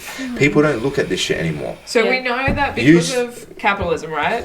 Most people need to have 2 incomes now. Yes, correct. Kind of inescapable, unless you're making a Bunch of money, yeah, correct. And God bless. Yeah. If you are. Yeah. Do we think that there could be a successful model for relationships where that leadership role is passed back and forth? Can that work? I don't think because so. I totally agree with what you've said about masculine and feminine. Some people make and how that has to. So I'm going to just bring it back to respect. I think that what you're maybe talking about is the respect for one another to say, hey, this is important to me. I really want to do this. And the other person says, look, I'll sacrifice and respect you and do it. That's maybe what you mean by the balance of leadership. But I think this in terms is of masculine and femininity, there's always going to be one who's naturally more masculine and is the driver. And there's one who's going to be naturally more feminine and is the nurturer. And if the man's in that role, it generally works out. If it doesn't, it doesn't work out. You know, like, this for is example, what I'm saying. Yeah. So I think this is the problem with just general conversation when it's vague. It's like, is there a possibility of that? Yeah, of course. There's a possibility that I fucking trip over and this happens, or I earn $1 million playing the pokies. There's a possibility in everything, but is it probable? Is it realistic to do? No, you shouldn't prescribe this shit to people because it doesn't work on the mass scale. Why would you, for example, if you're, let's say, out of the 30% of marriages that, let's say out of all 100% of marriages that work, the 70% that are going to fail, you find this amazing guy that can go back and forth with you and do all this shit at 5%. Is this me? Are you impersonating me? No, I'm just talking in general because it always comes from this place of spiritualism and emotionalism. And that's the way we live in the world. I was just asking because I think I take all of your responses. I think what you're saying possible? that's data backed is super interesting. But I'm just saying, like, is we it possible? find ourselves in this situation now. Yes, correct. So maybe it might be impossible to go backwards. No, it is impossible. It is impossible. That's why people are leaving the country. The guys that have got money are going to fucking Asia. They're going to Eastern Europe. They're going to fucking other countries. They're going to the Middle East. That's where they're going. They're fucking going, fuck this shit. This is a failed society. I'm leaving. Do you reckon? 100%. They're leaving, man. And what's going to be happening is just going to be more and more single women that if you want a guy, you either got to settle for a guy you don't want, or you're going to have to be a fucking harem of women for a guy that you do want. And they're your fucking choices now. Or find a guy super early and be submissive and kind before he figures out he's a fucking his ambition comes out and all that at 18 or whatever, and fucking marry the guy as early as you can and lock him down with a kid. Otherwise, you are fucked. And the guys are fucked too. The average guys are fucked. Only 10% of the guys or 5% of the guys that can earn enough money to go to another country. That's all they can do. yeah, what's going to happen to all those men? The 95.4% who aren't in the top 4.6. They're fucking going to With their self-delete. sick hair. They're going to self-delete. Like fucking 70% of them are. Or how many? Half the guys are doing that or some shit. 1 in 3 are doing that shit now. What? Self-deleting. Oh yeah, taking themselves out. Yeah. That's what they're going to do. They're going to A lot of young continue to do that men. But more. a lot of women do it too. It's both. It's both, but the rate for Age. men is fucking. But that's Extreme. linked to like social media and stuff like that when they're young. For men, For both men and women. I know that for women they had like like girls between the ages of like 13 to 20 or some shit. If they access social media, they have like 400% chance of having depression compared to Suicide, chicks that yeah. don't, and suicide. Yeah, it's huge. Men too. Yeah. Yeah. It's both sides. I know, but statistically speaking, when men self-delete, don't say the S word like on the shit because it's Oh, you yeah. can't say certain words on Sorry. YouTube. But like, when they self-delete, Yeah. they're at a much higher rate. They do it way more than women. Yeah. That's what they do. They got no purpose. They got no existence. But the And- rate and- is higher because this sounds bad, but What? men take action whereas women are more Yeah, they talk. less likely to take Yeah, action. they don't take physical action. It's But that's more just just the the way fear. men and women. But the depression rates are higher in women in that age than men. Yeah, because the guys that were going to be depressed are no longer here. That's the point. That's cooked. Yeah, it is. It's fucked. But that's the But situation. I think that this issue we have hugely also comes from that instant gratification, where it's like, I just want something for a little bit and then I'll move on. Yeah, of course. This is not exciting But enough. this is what I said right at Like- the start. Like, this is the hedonistic culture. This is the West now. It's all about self and feeling, emotionalism. Yeah. Fulfill your emotions. But I still feel like I disagree with you on the men What? not wanting to have a stimulating relationship with a woman. No, they So do. I They do. agree- I'm not saying that. I I'm not agree wait, with wait, the wait, wait. submissive. Let's go back. Let's Yeah. go back. I never said that men don't want that. All I said was they want that and they want to fuck other people too. The ones that say that want just a monogamous relationship, they're lying. They're fucking lying. It's against their nature. But them wanting to fuck other people too. Women also want to fuck other people. Correct, They but don't. men don't want to. Oh, yeah. The men do not want a woman that is at all like. This is what I'm talking about. When you eventually you might meet a guy that you will be fucking, you will have a relationship with, whatever, and you do not want to look at another dude. This is the guy for you. This is what men want. This is what men want. And I don't know if it's an age thing. I don't know if it's just this guy fulfills every need psychologically, physically, emotionally, all of it. They don't want that. Men do not want a woman that is open to looking for other men. That means you're not interested in this guy. You don't want that guy. So why the fuck are you dating him? You do not. If you are looking for other men, Yeah. unless you've just slept with so many other guys that you can no longer bond with men anymore, if you're looking at other dudes, that's not the guy for you, man. That is not the guy for you. If you're Wait. looking for other dudes, So you're saying if a girl is looking for other guys to sleep with, yes. they should not be with a man who wants a relationship. No. If you're a woman that's looking for other men and you already have a partner, Yeah. you don't care about that guy. You're not in love with that dude. You But don't. wouldn't you say the same with the guys? No. This is the problem. This is the equalism, the blank slate. Men don't see sex as the same. Women sleep with who they love. This is the same thing with all the infidelity shit. When women exit their relationship and sleep with other men, the relationship's done. They checked out fucking 2 years ago. But isn't that the same for men? No, Why not? because we have different mating strategies. I think that was biologically ingrained back in the day. I think it's changed now psychologically. I don't agree. Well, you just said women have more sex than men. They do have more 100% sex, but has they're changed. trying to have sex with the guys that they want, but those guys don't commit to them. But they're having more sex. They're still fulfilling it. Yeah, they're still fulfilling the need of sex. Of course, there's still a biological urge to reproduce and have children. You're still trying to fulfill that, but those guys are not committing to you. See, I think it's flipped. I think because of the rarity of a man being able to secure that woman sexually, makes them more like, okay, I need to change the game here. I can't just walk in the street and go, hey, I want to have sex. Women can. Yeah, but they've always been able to do that. So That's now, not new. because of these like dating apps, where it's, let's say a woman uses a dating app, you use a dating app, you're sitting next to each other, she just swipes right. Yeah. You know the return rate would be much higher on her end, right? Yeah, but we already know that based So- on which Yeah, which so what I'm things are saying is desirable. because women now have more access to sex, it's flipped that game. Yeah, So of course, women of now have the power to just do whatever they want sexually.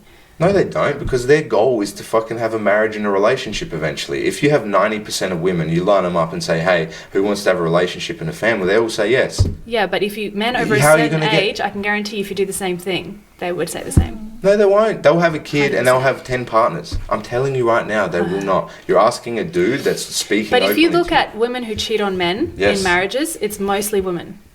Yeah, women cheat more High now up- than men. Yes. Correct. So what I'm saying is it's flipped. Yeah, but It's the women now, they go, I'm bored here, I want something more. 100%. It's not the Agreed. men anymore, Emotional. because women now Absolutely. have this- Absolutely. have But who the does it fuck masculine- over in the end? Who does it fuck over in the end?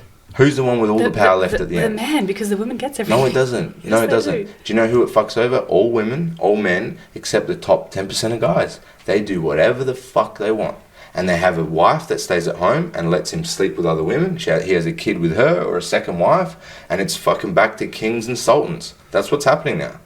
No. There are men What? that have got 2 wives. But no, okay, when we look...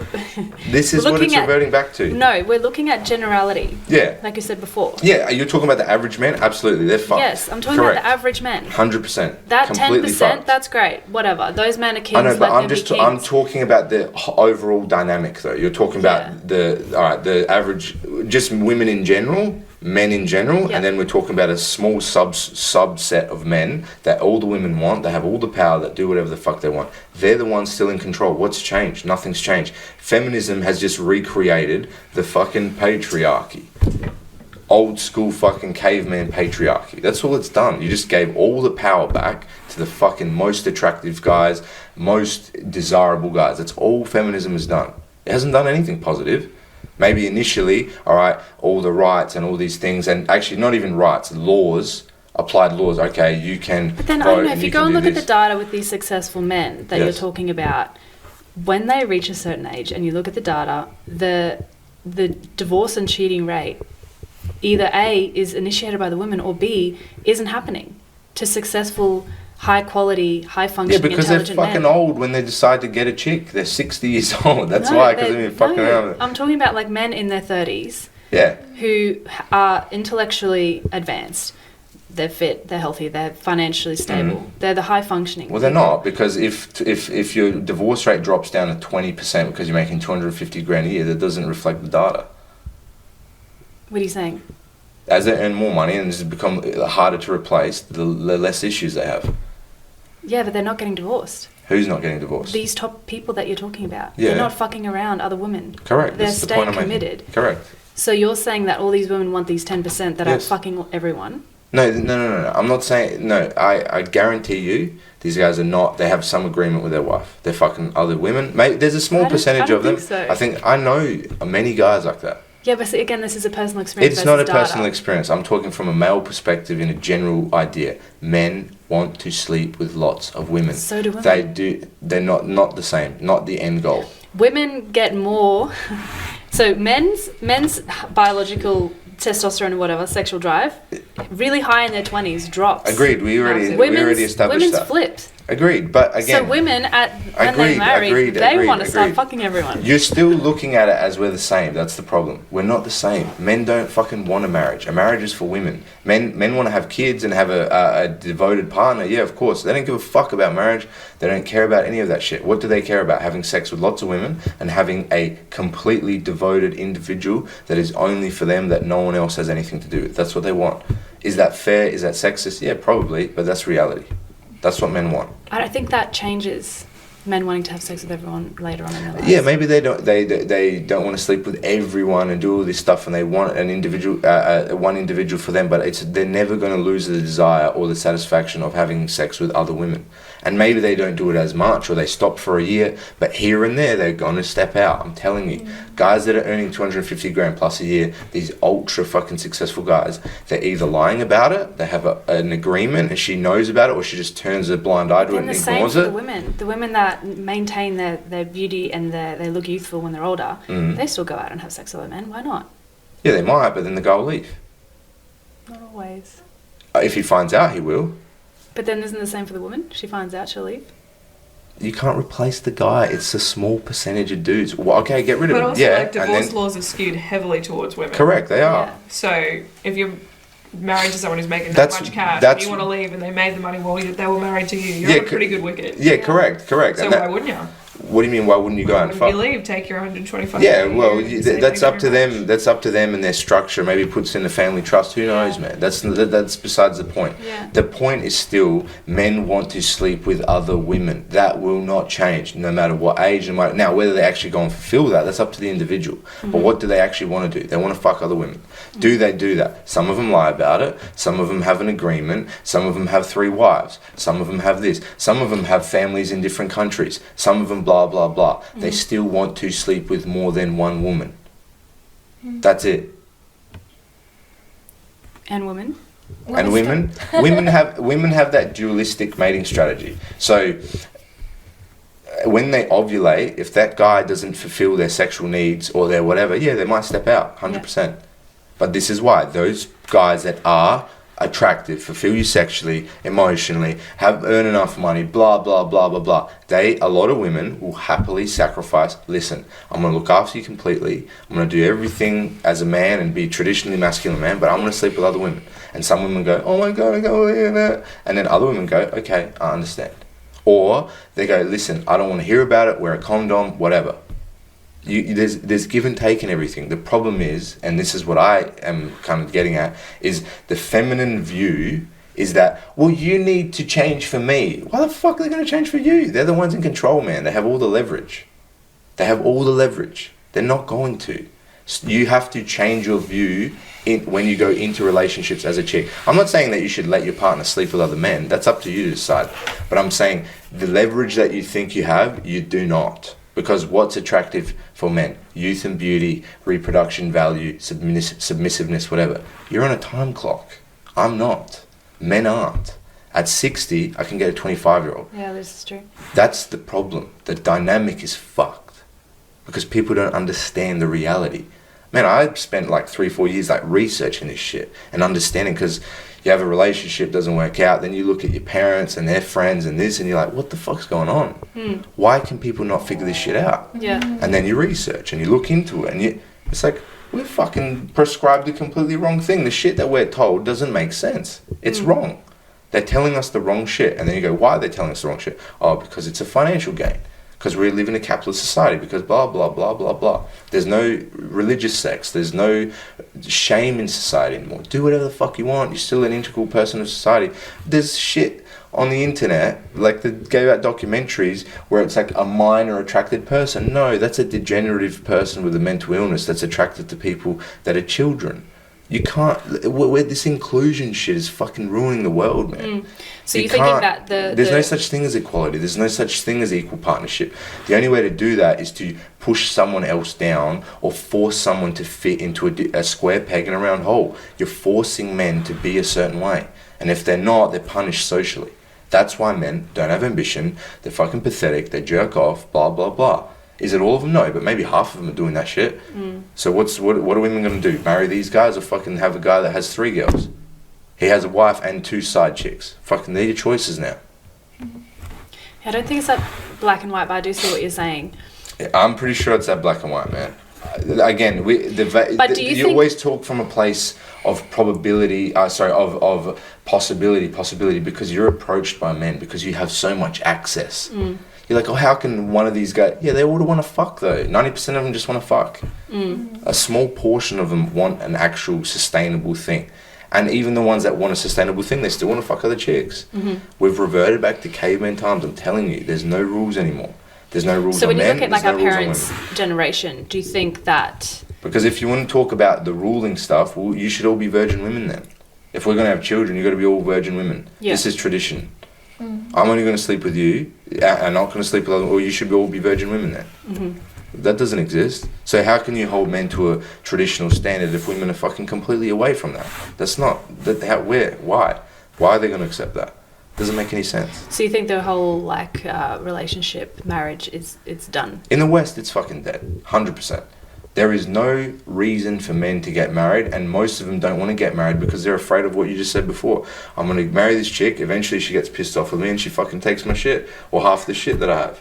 I don't know, I like anecdotally, and I'm just speaking from my experience, I know a lot of guys who are like older, late 30s, in their 40s. Yeah. All they want is to get married. Yeah. Agreed. All they want is to Agreed. settle down. All they want is They're that, so keen. and they And it's can't find anybody that they're willing to do that for. I don't think that's true. Yeah, I don't know if that's true. Why I aren't they think married that then? There's chicks that either the chicks that they want don't want them, or the chicks that are available they don't want. That's the situation. They're not married. Why are they not married at 46 then, or 36? Why aren't they married already? Because They're I not. have some women who've done some crazy things. Yeah. Oh. Controlling. It's Failed it's relationships, right? Failed Like, as we relationships. talked And about. I do agree with you with this submissive thing, because I think it's, and when I say submissive, I mean nurturing. I think that the reason a lot of men fear marriage, this is my perspective, is that they are afraid that they'll be locked into this loss of their freedom and loss of their masculinity, and they're going to be stuck in this dynamic where I now own you because we're married. Well, legally you do. You have leverage over him legally. Yeah, and I think that's what men fear. But they don't fear But that. isn't it They- ironic that I don't think a lot of women would want to be in a relationship with somebody who loses that part of themselves? No, but it's not about that they lose that part of themselves. The moment they sign a contract that involves the government that gives you power over them, that's the fucking dynamic change. That's the point. It's not the dynamic changes. It's something that you can't control. The moment you gain leverage, you start to apply it on him. You talk to Becky online, Johnny. Fuck you, Johnny. We're not having sex. What the fuck, bitch? Argument, whatever. This is what happens. You build resent and disagreement because there's leverage on one side. Because you're using something over them. That's what happens. yeah, but I feel like men also get severely pissed and upset when a woman has sexual intentions with another man. Of course, that's the only thing they care about. That's all they care about. Why? But- Because it's difficult for men to find sexual access in general. In general, for most men, it's extremely difficult, and the main thing comes down to paternity. We didn't have the convention of pregnancy tests and DNA testing and stuff like that. The only way that I can ensure my paternity is to make sure that you're not around other men. That's it. Yeah. That's a biological fucking imperative. It's called mate guarding. When people talk about jealousy and shit like that, they're like, oh, you've got something wrong with you. No, this is a feature of human psychology. It meant your DNA to exist the next stage. This is a feature. It's not a bug. It's not a defective thing. Mate guarding exists in women and it exists in men. Jealousy is a part of your biology and psychology. It's there for a reason. So then if men want that, like the kids and all that, Of course they want that. They just want to sleep with other women as well. Now, I'm not saying they should be able to do that or they've earned that right, blah, blah, blah. That's up to you to decide. It's up to you to decide. But what I'm telling you, which we keep going back to the same circle, is the guys that you generally want are not going to put up with any amount of fucking whatever. They're going to want to sleep with other chicks. They're not going to tell you about it. They're going to lie, whatever. Men fucking lie all the time. They lie in completely committed relationships and say they don't sleep with other women. They do because they want sexual access. They watch porn behind closed doors. Even if they're watching porn, it's because they want variety and sexuality. They want variety. They want sexuality with other people. yeah. It's in their human nature to do that. So what I'm saying is, if you're a smart woman, when you're fucking 20 to fucking 25, go and find a dude that you're willing to fucking put up with cheating from and fucking get a kid from that guy, and that's it. That's it. There you go, That's ladies. your game plan. Well, what else are you supposed to do? It's a chess game. What's the best move? What's the best move? You tell me what you would do. How are you going to get the guy that you want? How are you going to live the life that you want? You have to actually have a strategy. This conversation is difficult for people to have because it's the first time they've ever thought about any of this shit. Yeah. But this is reality. It's not about, but I want. What you want is irrelevant. What can you create? What can you actually do? This is the difference between men and women. This is why men, when they get money, they fucking go to Eastern Europe, they go to Asia, they go to wherever, Vietnam, Middle East, because what do they want? They want a family, they want a wife, they want 2 wives, they want da-da-da, so that's where they go. They make it happen. Women sit here hoping that it's going to change, or that they're going to stumble into this fairy tale individual that they've been taught is existing for them. My guy, he's here and I'll eventually meet him. And if I manifest and I meditate on it long enough, he will appear in front of me and I'll bump into him. This is a female idea. You can't do that as a guy. Otherwise, you'll be sitting watching porn, eating Cheetos, jerking your dick for the rest of your life, and you'll die of a heart attack eventually. This is a female idea. Eventually. All right, eventually fucking whatever. I don't whatever. know. From what you've said, it sounds like they're out fucking everyone, Who, just the like trying chicks? to find the dude. Yeah, maybe. I don't look. I'm not saying that all women sleep with 10 guys a year. I'm not saying that, but they have the potential to. And I would bet lots of money that 90+% of chicks are sleeping with at least one guy a year, at least. Men are not. 30% of them can't get a fucking date, can't go out, can't do shit. But then would that not increase their desire to want to lock one down? They can't lock them down. They're not But that's desirable what I'm enough. saying. Because if you are in a position where you can't your lock void's down a equally of woman. value. So if your void is I can't find a woman. You can't lock down when a you woman. finally find one, Women lock that down is men. like I love you, I will It doesn't marry work you. that way. Would your men, desire men for don't them, lock down women. Men do not lock No, down but women. listen to what I'm saying because you've got a very strong belief, and I Yeah. don't think you want to see past your belief. What is it? But what I'm saying is, you're saying these men, 90%, Mm. do not have access to women sexually. No. Or there's trying and then just not getting it. 30% of Okay. men don't have access to women. Yes, and Yeah. they're trying, they want it. Yeah. Their desire is very high. Yeah. Now these women finally decides to give him that attention and finally says, yeah, I'll settle for this guy. Yes. Right? Yeah. She marries him. Would his intention to not fuck this up not be super high because he knows that I've spent but he doesn't- 10 he years doesn't not have- getting anything, Yeah, but he so doesn't- I better stick here. Yeah, Yes, but- he wants to have sex with other people, but he knows, Yeah, but don't he's- fuck this up. You're not Yeah. talking. Do you understand what I'm saying? I don't think you've ever been in contact with the kind of guy you're talking about. These guys do not go and sleep with other women. They're completely monogamous. The women leave them. What The do you- guys you're dating, the guys you're talking about, they're like, oh, but why would they fuck it up and sleep with other women? These guys don't give a shit. They got so much sexual access. They probably got more than you. I just don't think...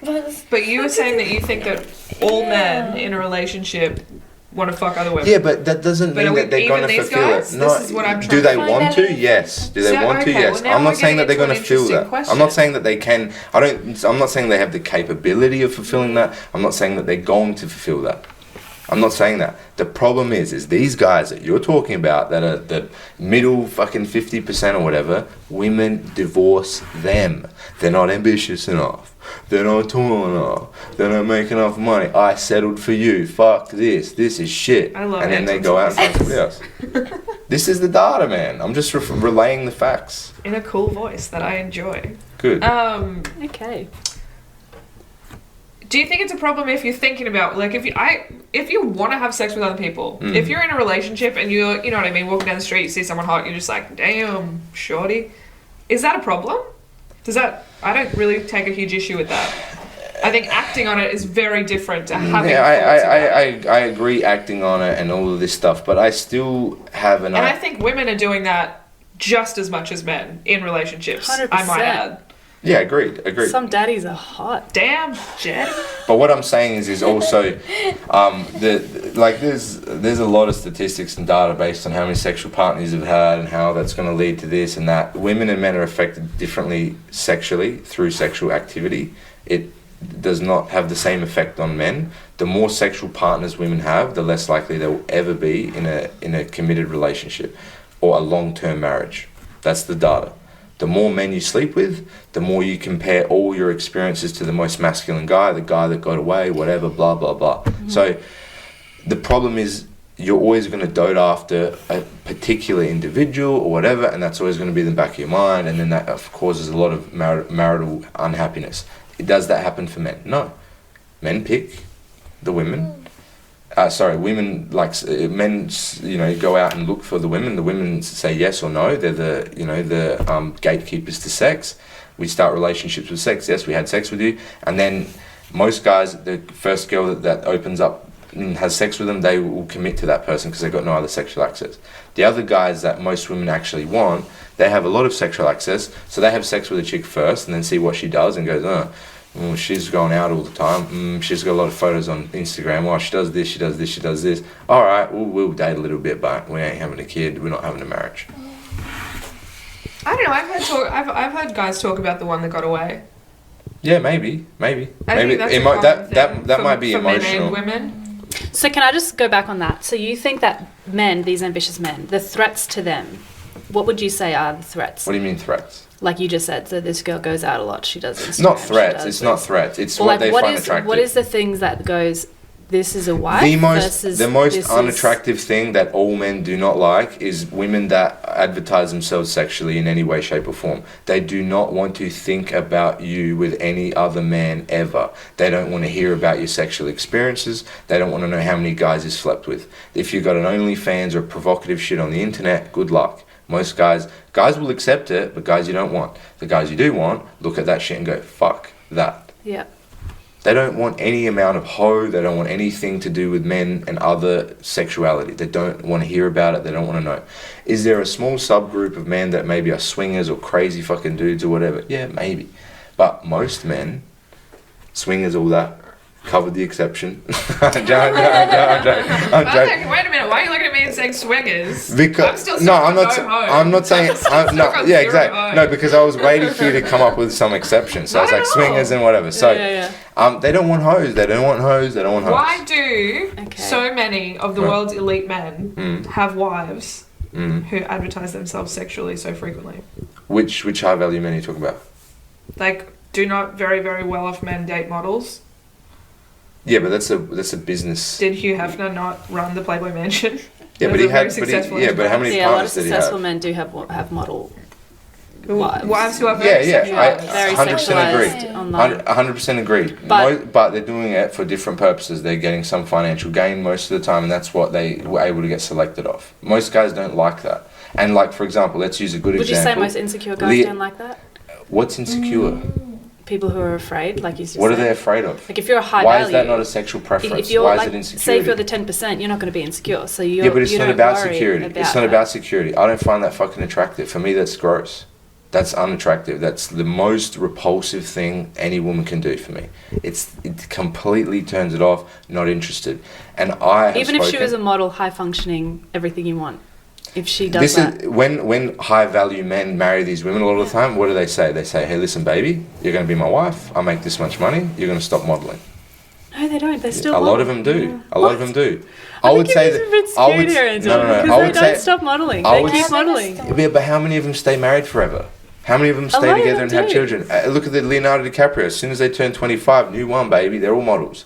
I'm telling you right now. You're asking me, what do men want? How do they think? I'm telling you, and you're saying, oh but that's insecurity. I get what you're saying, though. But this is what men want. This is how they think. So I get that part. The problem is women always go, but that's your view. But that's your view. No, that's how women think. Well, my life. No.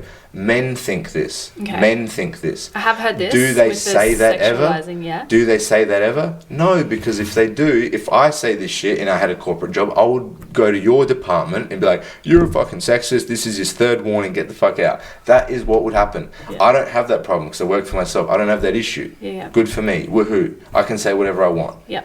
All right. So my next question then. So you don't want the women that are sexualized, and they have to be submissive. Correct. That's all men want, and be respected. That I would say most men want that, and that's all they want. They don't want all this other shit. Be attractive. Women who are be fertile. What about women who are like high intelligent, high functioning, like the high earner women? That's that's another great quality. But those three things you mentioned, they're the foundation. Those things are extras. Great. That's even better. She's even more amazing. Yeah. But if these three things aren't covered, we don't even get to that point. Okay. There you go. I'm not saying that. Three? Remind me again. Submissive, attractive, young. No. Don't be a hoe. That's the number Zero one. Hoe. Do not be a hoe. Do not be like advertising yourself sexually free. All that shit. They don't like it.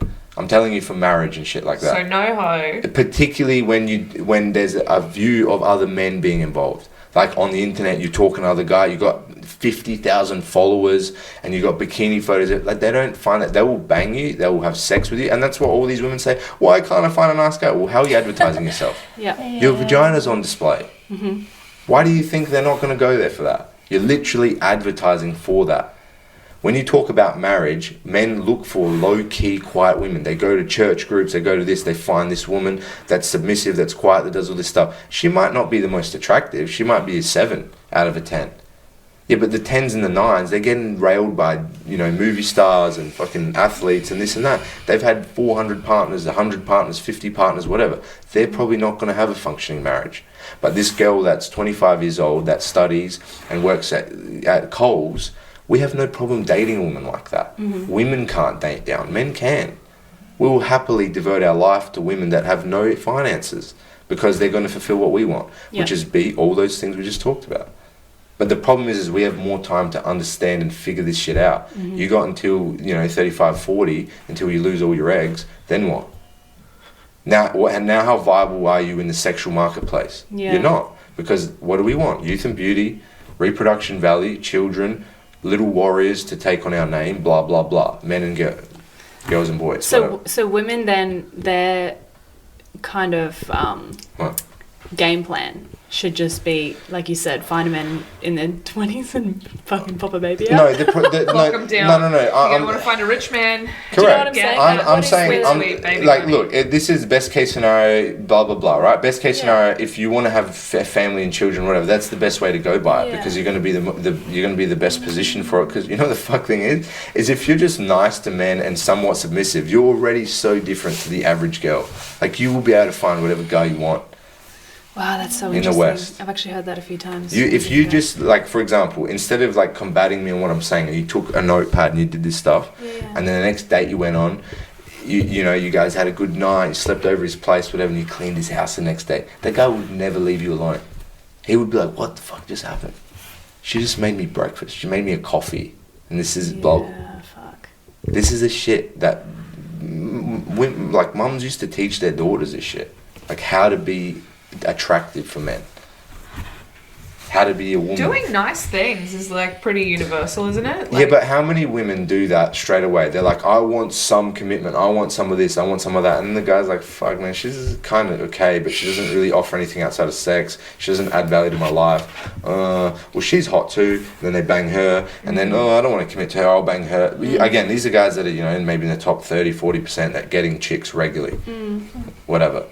The other guys that don't get much access, you might bang them once and then you'd be needy or whatever, you're like, ugh, and then you don't, like, this is the problem, that dynamic's all fucked up. It's all over the place.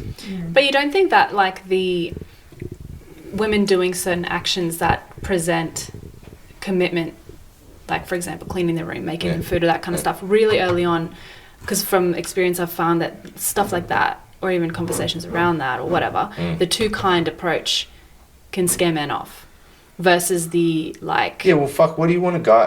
if a guy's going to get... saying? Yeah, but why do you want a guy that's going to be scared off by you being feminine? That guy's not fucking established in the world anyway. That's your fault for picking a guy that wasn't... You made a mistake. You picked the wrong guy. That's the choice. We all make mistakes. I pick wrong partners. You pick wrong partners. We all pick wrong partners. So you think that's just a wrong person? Maybe that's a good way of finding the right person. Just go on dates, clean everyone's house, and then the one guy who's really into it, you're like, he's here, my prince. No, but you shouldn't do that for everybody. You need to be selective of who you actually have sex with. This is the thing. We're not that selective of who we have sex with. Men are never going to be. Men just want sexual access. But women should be selective with who they want to actually be in partnerships with. Can you have sex for fun and enjoy or whatever? Yeah, but it fucks up your chances of a relationship. Because if you sleep with a guy that you actually want, and then after that you can never replace him, you're probably never going to be satisfied or happy again. And how is that going to function in a relationship? Oh, but I can just ignore it. No, you can't. You can't ignore it. And this doesn't happen to men. So men... It doesn't happen... No, it does happen to men, but Okay. it's not as common. It's Right. very common for women. If you... Like, I'll give you the number. If you've had more than 6 sexual partners, statistically, you have an 80% chance of never being in a long-term marriage. For women? For women. For men, I don't know the number, because it's fucking probably massive. Do you reckon? Yes. Like, you could bang like 100 chicks. And they're fine. How many guys are banging Your other ability women to- regularly and they're still completely in love with their partner and have kids with her? I don't know. How many? Probably not that many, actually, because there's not... Well, not true. There's a bunch of guys that lie about it, and then there's a few guys that can probably say, this is what I'm doing, and they go, all right, whatever. Yeah, it still doesn't make sense though. Because, What doesn't make sense? Because of what you said with women having more sex. Because you're saying the majority of the population of Yeah, but women that's right because now the majority of men have a aren't. long relationship because the majority of the women are just sleeping around. Yeah, but there's a small minority of men that they're all sleeping with, and they're not committing to all of the women. That's what's happening. They're sleeping with the same guys, the same 600,000 guys they're sleeping with. Those guys don't want to commit to that one because she's got too many things on Instagram. They don't want to commit to that one because she is aggressive and argues with him. They don't want to commit with that one, whatever. And then the problem is they have all the leverage. So they just play the field, and then when they finally find someone that they want to commit to, they commit to them. And that's it. And that's the fucking feminism for you. Sorry. It's ruined your chances of finding guys. I'm not joking. Damn it, we had such good intentions at the start. Correct, but this is what happens. Things go left. They go out of control. We don't know why it's happening. Oh no, but keep pushing it because it's financially beneficial for corporations and this and that. All right, well, look where we are now. And I'm telling you, guys that are that successful, they are more logical. They are more dominating. They are more controlling, quote unquote, toxic, whatever. That's what they are. I don't think there's actually such thing as toxic masculinity. I think there's masculinity and there's femininity and there's fucked up people and there's fucked up people. The fact that toxic femininity doesn't exist, it's not even a fucking term, but it is on the male side, shows me that there is a agenda against masculinity in the West. They want fucking worker droid robot men that just do whatever they want and comply and fucking take away your rights and say, hey, you need to get this injection, hey, you need to do this, you need to do that. And that's the government system. They don't want men that are going to stand up and say, hey, no, we're not going to do this. We're going to rebel against this shit. Because that's not helpful for control. I don't think I think the way we're living now is, man, like on the ways to communism. Communism, you reckon? Man. You know what the communists love? What?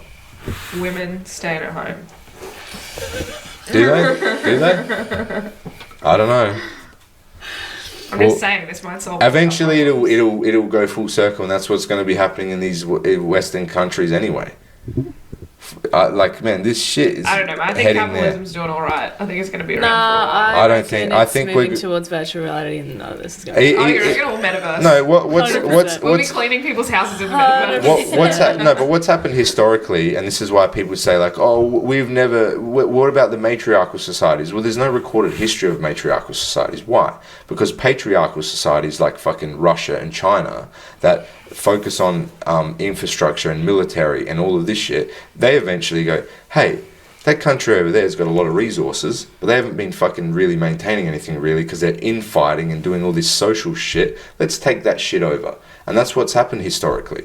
Where are the matriarchal societies? They probably existed, but they got fucking conquered and destroyed by the patriarchal ones because this is reality. It's not a fairy tale. Is it a coincidence that you picked two communist countries? Correct. They're going to fucking start... On purpose? No, they're well, look at what they're doing, man. Yeah. This is reality. They don't give a fuck about how you feel. They do what they want. And they take advantage of what they can. And that's how life has always been. This utopian fantasy world that we live in the West will disappear eventually. That's why all these guys that we've talked about that have got money doing that, they're fucking leaving. They're like, this ship is sinking. Let's get the fuck out. I think this country statistically is probably one of the best to live in. No, I agree. It's safest. All so of I don't this think shit. they're going to be like, let's get out. For marriage and shit, they are. They're absolutely, and they float between countries. They got dual passports. They're living there, coming Very here. small all this percent. stuff. Yeah, Very of course. small But this percent. is the percent that women want. This is the whole This is the paradox of what I'm saying. It's the paradox. Yeah, I still just struggle to see it as that.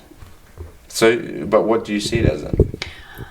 I think that you have a weird thing with this 10% that you're not happy with. Over the 6 foot, there's some sort of deeper shit that you need to deal with, Anton. No, I don't believe that at all. Like, what is your frustration? Because so your view is very much like we are cooked, and there's not really much we can do about it. Well, okay, so this is anecdotal, and so let's just talk anecdotal in general. If you have a look online, YouTube, whatever, how many channels, how many video contents, whatever, are set up saying, hey, women, this is how you have sex with guys. Hey, women, this is how you get a relationship. Hey, women, blah, blah, blah. Do you know how much content exists about men figuring out relationships, about men, this and that? They're fucking all the shit that I'm saying, all the data that I'm presented is present anecdotally. I know guys that are fucking super big womanizers. I'm not that big a womanizer, but I know guys that are fucking do whatever the fuck they want, as many women as they want. Yeah. They turn around and tell me there are no marriageable chicks. I cannot find one. I can't find one. I'm looking. I can't find one. Where are they? Where are they? My parents are saying, oh, just wait. My friends are saying that I got a good girlfriend from high school. They're still together. They're saying, just wait. There's one there. I can't find any. I'm seeing fucking 50, 60 chicks a year. I can't find any. They're not doing any of this stuff. This is what guys are saying. That's why, like, we have completely different ideas or perspectives because we don't have the same experience. Men's experience is this, women's experience is this. You operate on fantasy and possibility because you're in abundance until you hit 40 or 45 and you don't have the same sexual value anymore. Men are in sexual scarcity until they get to 30, 35, 40, 28, 29, 30, until they gain some financial position, they gain some social position, they gain all these things. And then they go for younger women. And then they go for younger women, correct. But women pick older men anyway. So this whole idea of like, oh, gross, you're picking younger women. No, women want guys that are more masculine, more dominating, make more money, smarter, blah, blah, blah. The list goes on. That's what they want. That's what they want. I agree with that. Well, yeah, I think that, like, women mature faster than men, we know this. No, you're front-loaded your sexual value. The moment you turn 18 and you're sexually viable as a person in society, you have complete fucking... You just got given $1 million. But what happens is we waste that in the West. Party, fucking have fun, and then you try to have a relationship at 35. But your sexual potency, your agency was strongest at 23, 24. Well, men's sexual potency and agency isn't as powerful until they're 35, 40 because now they got more money, more social position, all the things women find attractive. And this is where there's this dynamic. Well, the guys at 35 and 40 that just got their agency, how the fuck are you going to get him to commit? He's sleeping with whoever he wants. I don't know. Again, anecdotally, it seems like those guys are the ones who are most keen because they're the same as everyone else. Like, yeah, but I believe time you're dating. I don't know. I think you're talking about guys that aren't like as substantially positioned. They might be earning $70,000 a year, a little bit above average. They're 5'9", 6 foot tall, bit of tattoos, tradie, whatever. I don't know. Not in my experience, but sure. I'm just making up a demographic of guys. Anyway, regardless. I think in general, most people want to have children. Most people want to have a family. Most people want to do that. But what we're doing is behaving in ways that makes it difficult for that to actually function. And we say, yeah, but we can be free. Yeah, but there's a cost for everything.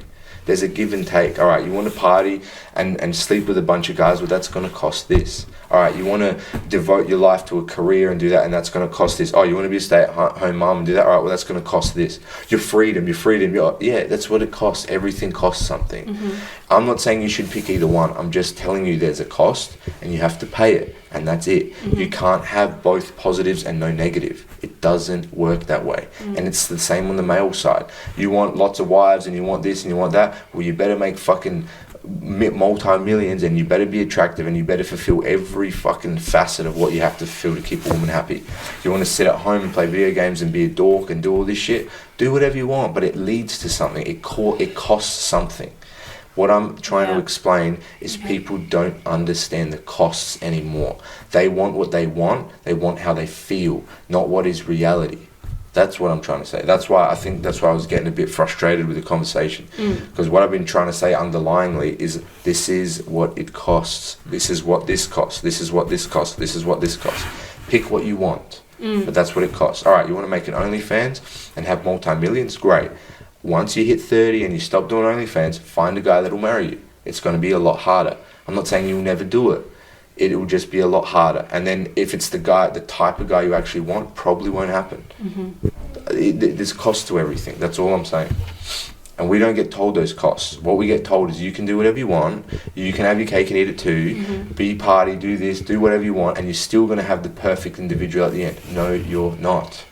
No, you're not. Same for a dude. You want to waste your life until 35 and then hope for a marriage? Fuck you. What do you got? What are you going to provide? You don't have anything. You need to do things, and we don't do things long term enough. We look short term only. So you're saying for the advice for men would be in their 20s. Forget about chicks in your 20s, self-improve until you're about 28, 30. Don't even think about a marriage until you're 35, and at least deal with a bunch of women. Have a bunch of girlfriends, do all this stuff, figure out how women work. This is what people prescribe. This is what men used to do. Men don't do this anymore. What do they do? They used to go out, see the world. You mean what they used to do or what they do now? What do they do now? They waste time. They play video games. They do this. They don't know what they want. Blah, blah, blah, and then they turn 30 and they're like, oh, I better get a job. Well, it's too fucking late, man. Oh, yeah. It's too late. And the chicks do the opposite. The chicks have fun. They get their $1 million that they got because they're 18. Yeah, baby. They have fun. And then they want to commit to someone at 30, 35. And it's like, well, your agency of picking a guy now is much harder. What happens to those women who, when they commit, when they're too young in their 20s, and then they didn't have that natural, that ability to release that sexual fun? That's the cost. Which is natural. That's the cost. So you're saying that's the cost? That's the cost. So the cost is you either have your fun when you're young and have a marriage and a family. Don't have a marriage. Because you're saying when they're having fun when they're young, they sacrifice the marriage. And a much smaller chance of having a marriage, correct. Okay. Or a long-term marriage. Versus, you might have a marriage, you might have 3, but they're not going to be sustainable long-term ones, for the most part, based on data and statistics. You'll have kids, all women reproduce almost. Yeah. If you have a look at, and this goes back to the small group of men, have all the women, blah, blah. Since the beginning of recorded history, 98% of women have reproduced. They all have kids. If they want to have a kid, they will find somebody to give them a kid, because men are starved for sexual access. It's difficult for them. Since the beginning of human history, it's like less than 40% of men have reproduced. The rest of them die. Their bloodline disappears off the face of the earth. It is difficult for men to reproduce and have sex. That's why all they want is sex. That's why they want to sleep with multiple women. That's why blah, blah, blah, blah, blah. Evolution, evolution, evolution. We don't believe in this shit anymore. We think sexes are the same. We operate the same. We've just got slightly different genitalia, but we're the same. Blank slate, same. We're not. We operate differently. We have different psychology. We're different animals. We operate differently, and the fact that we say they're all the same, ignore that we're different, and don't understand that you have to treat each other differently, and this is all comes into the roles and shit as well. Oh, but it's controlling. Oh, no, this is what they want, this is what you want. Figure out a way to make it happen. Stop forcing men to be out of their nature, and stop forcing women to be out of their nature. Fall back into your nature. But why do you think if people were attracted to that lifestyle? What lifestyle? Of having a family, which we, as you've said, people are happy when they're in that scenario, it seems. The data seems to reflect that, right? It's best for society. Yeah. Why is everyone not choosing that? Because we're not smart enough to decide that on our own. That's why. Think? Yes, that's why all through. Or is it because there's something else that's more attractive? No. Why is it that every single religious sect has exactly the same guidelines? Why? They didn't even exist in the same areas of the world. They have exactly the same prescriptions, because that's how you keep a society functioning. Because restriction is helpful for a lot of people. This idea that a restriction is bad. Well, you can't kill people. That's a restriction. You can't do this. That's a restriction is also good. This whole idea that things are inherently good or bad is fucking insane. This is the ideology in the world now. That is bad. My idea is good. But idea is bad. But people just pick and choose what suits them is good, and what doesn't suit them at the time is bad. No, everything is inherently good and bad. It depends on the perspective. It depends on the situation. Constriction or constricting people's ability to do certain things is good in certain scenarios. For long-term marriage, having sex with less people for women is extremely positive. Woohoo! But you don't have as much fun, enjoyment, blah, blah, blah. Well, what do you want? But the thing is we don't have the ability to decide at 18, at 25, at 30. That's a hard sell to an 18-year-old. Yeah, because the whole society is based on feeling good, man. Self-indulgence, self-esteem. All Western societies, because it's capitalism. Capitalism pushes this idea. Make yourself feel good. Spend money, feel good. Spend money, feel good. Feel good, feel good, feel good. Well, of course, your upbringing, your programming, your entire psychology is based on yourself, selfishness, individualism, and how you feel. Of course, you're going to do everything and anything you want because it's about you. Yeah. But the problem is that leads to things that don't lead anywhere. Well, but you're also talking about like restrictions on people imposed by society, and it used to be that there was a big shame impact, and shunning was a big 100%. thing if you didn't adhere to the rules set down by religion particularly, right? So if you're a woman, stay a virgin. Not just religion. Get married. Not just religion. Society as well. Yeah. Sure. Social pressure. Gamblers, Now- all this shit. There was social pressure on people that were degenerative. We don't have social pressure on people that are degenerative anymore. But even Not to the doctors same and lawyers extent. and those kind of things where the family social pressure was to pursue those careers are dropping. And now What there's do you like mean? critical shortages in those positions, like doctors, for example, pharmacists, huge critical shortages of people wanting to study that, because now it's not so much my mum and dad are forcing me to study this, it's I can do what I want. Yeah. So there and is I want to have fun and fuck around. there's a and do whatever, crumbling yeah. in a lot of societal structures because of this, like you're saying, this Feel good. this yeah. kind of restriction and this guidance from family pressures and generational things. Shame in general. Shame's been generation, removed. yeah. Shame's been removed from the West, and it just allows people to be degenerative. That's what. Again, there's a bad side of shame and there's a good side of shame. Well, what's the good side of shame? What stops people from doing degenerative shit? What's the good side of the bad side of shame? Blah blah blah. This and this. Well, what's the positive when we don't have shame? Oh, you get to have fun and feel great for the first 40 years of your life, and then depressed in the second 40 because you don't get to fulfill those other things you wanted. See, that's the loop because you were just saying your biggest turn-off is those chicks that like do the OnlyFans and the I understand Instagram. that it's a paradox. It Then doesn't that's make the sense, but problem. that's the reality. So that's like, how the do you reality reverse is it's that? paradoxical. You can't reverse it. It's impossible. So then let's look at the next thing. Evolution. What is the next evolution? Because now, if this is how society is developing, because they're predicting in 100 years there'll be more older people than younger people for the first time in history, because there's and less people having kids. Less people having kids. So now we're moving into that. So society will fall. We don't have a positive birth rate anymore. Yeah. So society is going to fall. Yeah. It has to. Yeah, but it'll just take 200 years, 300 years, just phase out, like that Elon Musk talks about. We're just going to phase out. There's, intelligent people are less and less. Idiocracy is a real fucking thing, that movie, blah, blah, blah. We're just slowly going to die in diapers, all this shit. You should be actually fixing all the world's problems by breeding more people who has 13 kids or some shit. The way you create more intelligent people, the way you create more people, we will figure out all the issues of the world with more people, with more minds, with more science, with more discoveries, with more people. But we don't work that way. Yeah, We're because going the people opposite. follow Kim Kardashian and not Elon Musk. Correct. But yeah, so that's the problem. So it's But like, what do we do Kim in the Kardashian interim? sells and fucking Elon Musk doesn't. Yeah. That's the whole point. So then what do we do in the interim? It's intertwined. Feminism and capitalism is intertwined. You cannot have one mutually exclusive anymore. Then what is this solution? There isn't one. There is not a solution. This for society will phase out eventually. The guys that are smart enough or the women that are smart enough will move to other scenarios, and that's it. But do you think, okay, so let's just take perspective, like say if someone was listening to this and they're like, okay, well, I'm fucked, what do I do? Would you just say that you would just, okay, let's just change your perspective on the idea of marriage and having kids, because because you can take charge in your real life and create small pockets of this shit in like a non-degenerative, non-hedonistic, fucked up society. You can move into a more rural area, you can do this and you can do that. Again, you have to be able to sustain that financially or whatever. It's not easy, but can you do that? Yeah, it's possible. Yeah. But again, why do something that's possible if you have a high probability of just going to fucking Abu Dhabi, getting a good corporate job as a air conditioning mechanic, and you make 140 grand USD and you got 2 wives? Why the fuck would you do that shit? Because you're going to have to make 500 grand a year here and do this. You can go there, they're Muslim, I want 2 wives, no problem, if they're willing to do that, or at least one wife that's submissive, feminine, does everything you want. Well, there you go. This is the problem. This shit's going to phase out because men are like, man, I'm not even playing ball anymore. They just pick up their ball and go. Eventually, the more men talk about this, the more guys talk about this shit like me online and put it online. Guys go, oh fuck.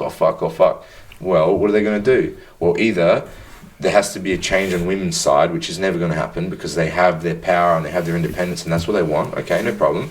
Well, then now we're at a standstill. What do we do?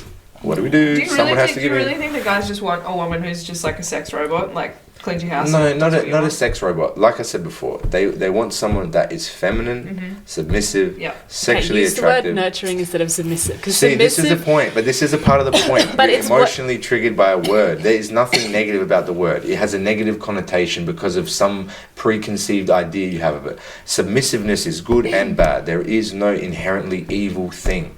This is the problem. It's more just the word submissive means submit. To submit. Do not talk. Do not voice. Do not. No, that's the way you think about it. They want compliant people. They want someone that's feminine Agreeable. and soft and agreeable and all of these things. Yeah. Oh, but it doesn't sound nice. It doesn't matter what it sounds like. But it's a what they word. want. It's like the S word that you say that we're not Yeah. need to use. Yeah, but that's just because you can't use it on YouTube. Why do you think you can't use it?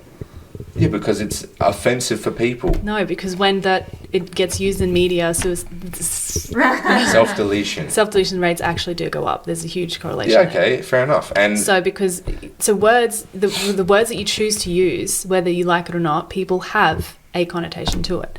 So they will think of it in that way, and that will either draw them in or push them away. yeah, and of course we're all different. See, I don't have the same emotional attachment to Yeah. words because I speak in a very direct masculine way. Yeah, Is that yeah. wrong? No. Is it offensive for people in the West? Yes.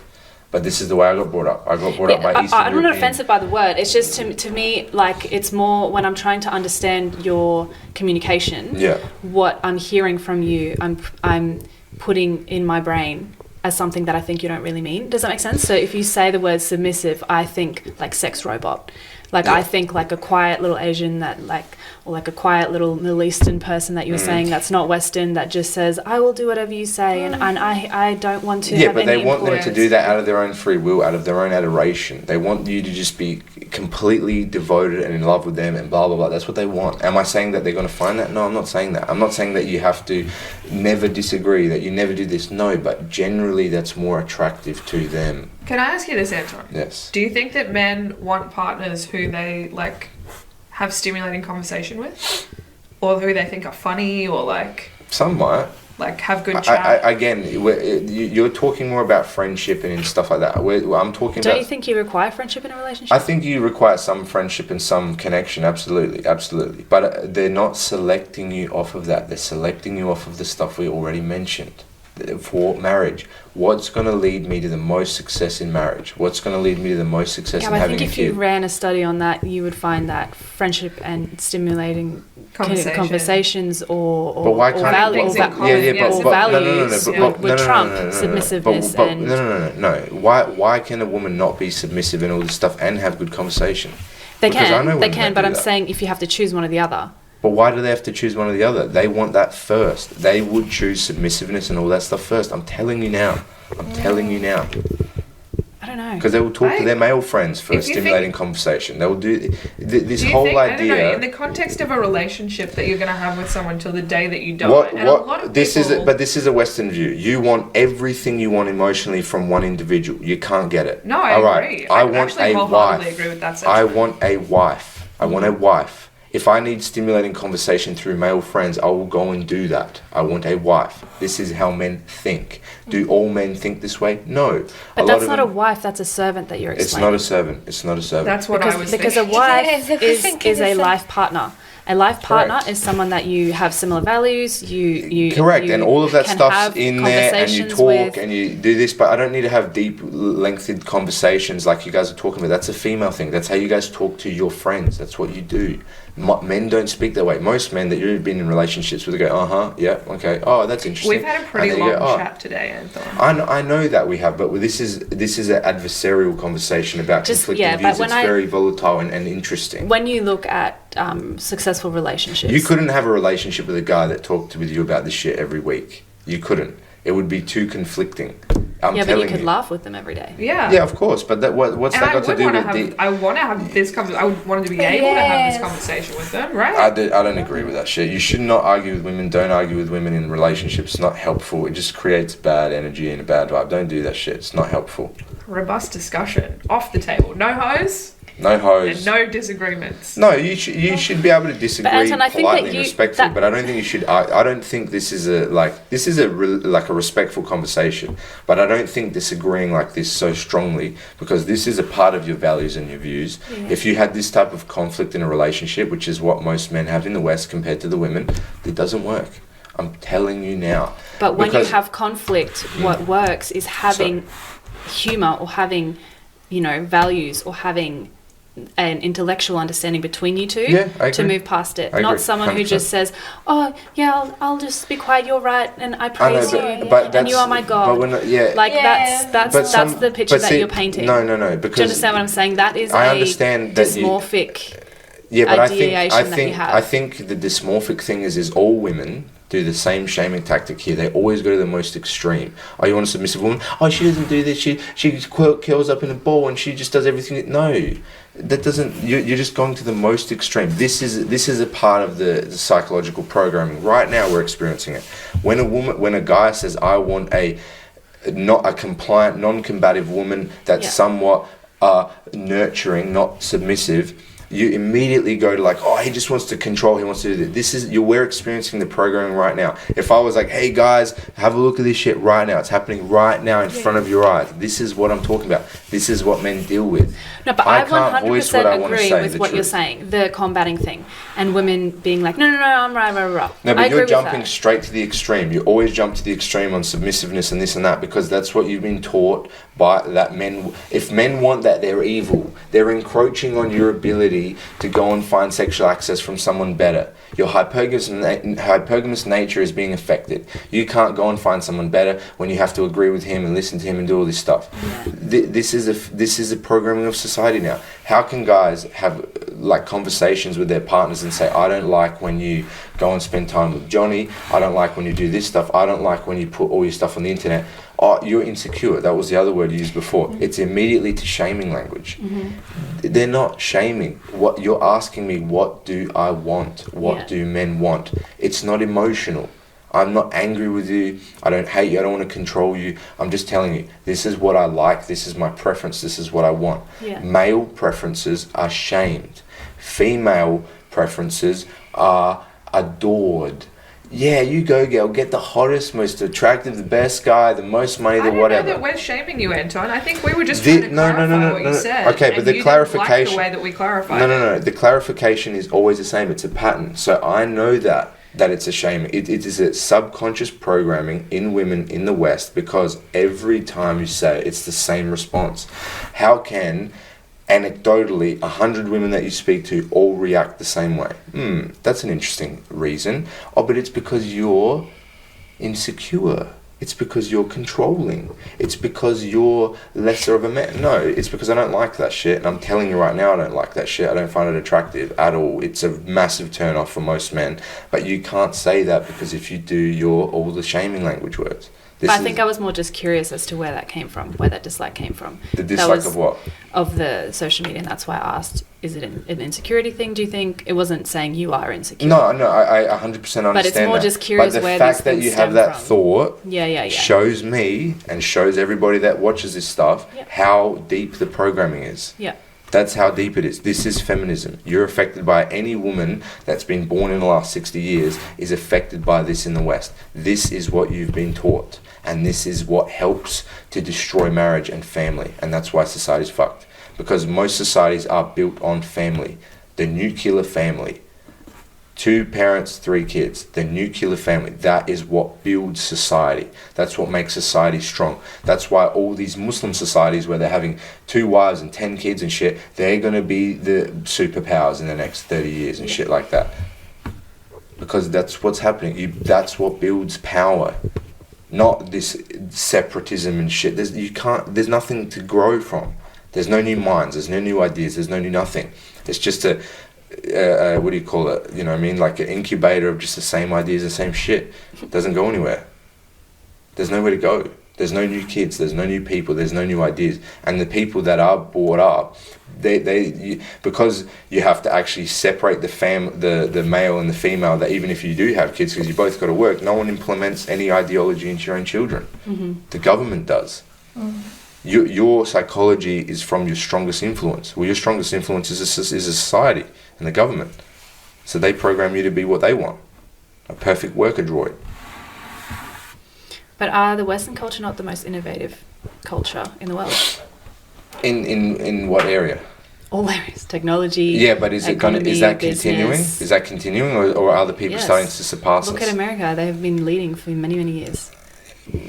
I want to see that in the next. Germany, Europe. Yeah, maybe, but I want to see that in the next 50 years. But let's have a look at the next 50 years. I think there's other economic forces at play that mean that societies which currently have high birth rates, like Muslim countries that you were talking about, Abu Like Dhabi, oil and stuff. Dubai, Qatar. Yeah. Yeah. They've got a lot of resources, which I Yeah. think. But Australia is has a leading lot to of their- resources. Australia is one of the most resource-rich countries on the planet. True, but it hasn't affected our economy in as dramatic a way Why? in recent years as it has those countries. Why is that? Just hasn't. Like our I don't know enough information about that. But yeah, that might be in. I don't know. like there's a anything lot about of growth in that region at the moment because of those resources at the moment, which Australia's not experiencing because there's less demand for the resources that we have at the moment.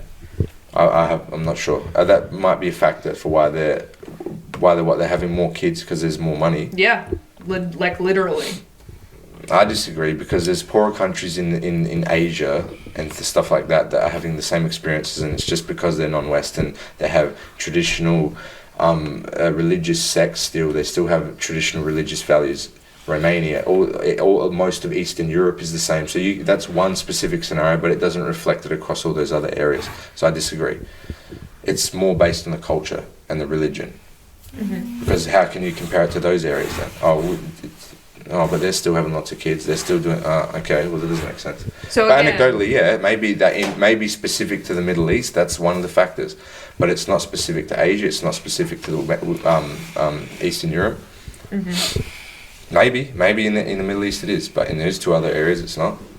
So in those countries that have positive birth rates, Yeah. religion seems to be a strong factor. Yeah, just strong beliefs and values, core values. We don't have any real set value system. Is there a secular example that you would look to, or do you think it has to be religious based? No. I don't think it has to be religious. But is there an example that you can think of that's a non-religious country where it's successfully happened? What successfully happened? The society structure that you're lauding as the ideal one.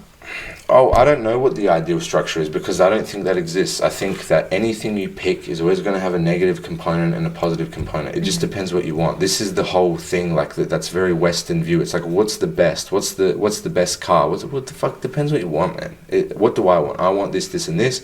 In the West, you can't do that. I'm probably going to have to go somewhere else. That's me specifically. What's the best? I don't know. And I don't think there is. I think everything costs something and you gain something from it as well, and that's it. And you have to decide and you have to think, intently and go, what do I actually want? Where can I actually achieve that? And how am I going to actually achieve that? And the problem with the Western world is you are sold a bullshit fantasy idea that you can have whatever you want and it doesn't cost anything. That's the main thing that I'm making a point of. And through feminism and capitalism and all this shit and all that, because most people want to have fucking kids in a family, but you can't do that the way we live and the way we operate in the West. It doesn't work. That's it. And it doesn't matter but this exception, I get it. But on a balance of probability over the major generality, it's not possible here for the majority. Is there a portion of people that can make it work? Yes. But overall, it's not working. Why? Well, there's this reason. What can we do? Nothing. You can try and do it individually on your own, but you can't change society. You can only change yourself and the people around you. Problem is finding somebody that's got the same views as you, that wants to do the same thing as you, that has the same idea about marriage and family and blah, blah, blah. If you do it in the societal way, it doesn't work because you're marrying people you're not attracted to, you're doing this, you're doing that, you can't get the guys you want, blah, blah, blah. And then if you're trying to do it different in the West, to try and find somebody that has similar views to you because it's a small portion of people, is it possible? Yes. But is it going to happen? Probably not. Where are you going to go, Anton? Eastern Europe, probably. Yeah? Yeah. Fair. I've got a Russian Beautiful background. part of the world. I've got a Russian background. Yeah? Yeah. Man, Go there. I hope No, I'm I'm not saying that. Yeah, but there's a lot of Eastern Europe. It's not just That's Russia. true, and it's beautiful. Yeah. I really want to go to Sofia in Bulgaria. Okay. It looks absolutely Yeah, gorgeous. see, all of these countries are like the most Christian countries in the world, and like a lot of the stuff that I they've got a know. lot of like Orthodox Yeah. Which is a Yeah. lot of like old school traditional values, Yeah, and big men do hats. this and women do that and all that kind of Yeah. shit. I've been Now- in Romania. You've been to Oh, Romania? Yes, Oh, like nice. 4 years ago. Oh, wow. Nice. Yeah. Yeah. Beautiful part of So- My ex-boyfriend was from Romania, but I Romania. know him in Way. Spain. Oh, okay. So funny. Yeah, but see, like, with this stuff, like, did you notice a difference in the culture there in between men and women versus Australia? Anecdotally, like, what did you notice? No, because I know him in Spain, so him born in Spain. Okay, but he was And living I in just Romania. go Romania with him to holidays. Oh, holiday. But yes, the woman is like more Feminine. family, yes. Feminine. Yeah. Because I know him family, like auntie and everything. Eat. They want to eat a lot. Yeah, they want to. Yes. They want to fulfill their And- feminine thing of caring and Yes, supporting. very and all that shit. very care. The European lifestyle is very much like that. It's very nurturing and supportive and family orientated, and I think that's why a lot, like, even when I used to live in Perth, I had a lot of Italians and French Yeah. people live there. The way they treat women is completely different, and the way that the women interact with men is completely different. Like it's very cohesive, Yeah. but I think people just, and this is present also in like third world societies. yeah. The closer you get to poverty, the closer you get to the realistic nature of the world, the more people fall into their natural, traditional, But the way that they feminine, did it masculine there roles wasn't because it's out of necessity. the men are obsessed with women. Like the men praise them, and the men would cook, which I found really interesting. Yeah, some men cook, some men don't. And the French men would be very romantic, which is very opposite to what you're explaining. Oh, one phenomenon that I love in Oh, I society love is so much. wife Like guys. European, Yeah, but very romantic, but is it and very, is this nurturing again? as well. Yeah, but Devoted. but that doesn't mean But that then they're not so are the masculine women. or anything. But yeah, okay. Do you but, know what I'm saying? Yeah, but it doesn't mean that they're not masculine. It doesn't mean that they don't have boundaries and restriction. It It's doesn't just mean not any the of these things. extreme. This is again where we come back to it's that emotional and intellectual and that connection that they have, and it's a give and Yeah, but take. I'm not. One night I'm- I'll cook doesn't mean I always have to cook. One night you'll cook. Yeah, that's It's up to like- each individual person. Sometimes the guy doesn't want to cook at all. You cook all the time. You don't have Yeah. to work. All right, you do whatever you want. I work all the time. Pay everything. Yeah. This is individual people. It's just respect. They both have respect for one another.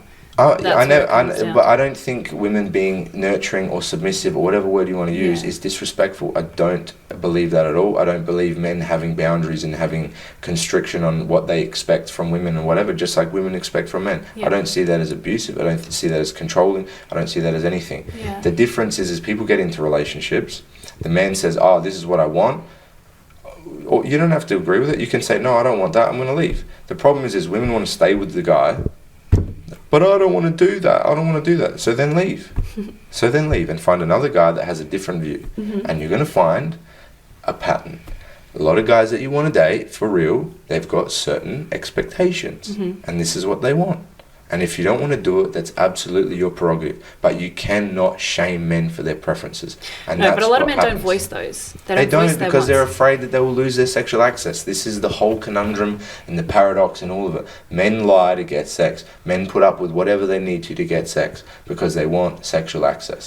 And that is the story as long as time.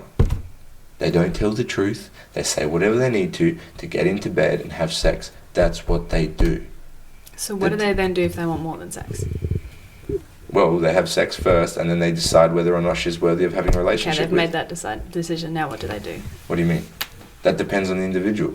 She would have to present some reasons, and for some men, just the fact that she had sex with them is the reason to have a relationship with them. It depends on the individuals. Yeah. It depends who you're dealing with. I think so. You don't need have sex so quick. For me, I prefer wait. I don't know. Yeah, in but my that- perspective, because my fiance, he wait a lot for have sex with me, and he proposed me. And when I do very fast, they just bye.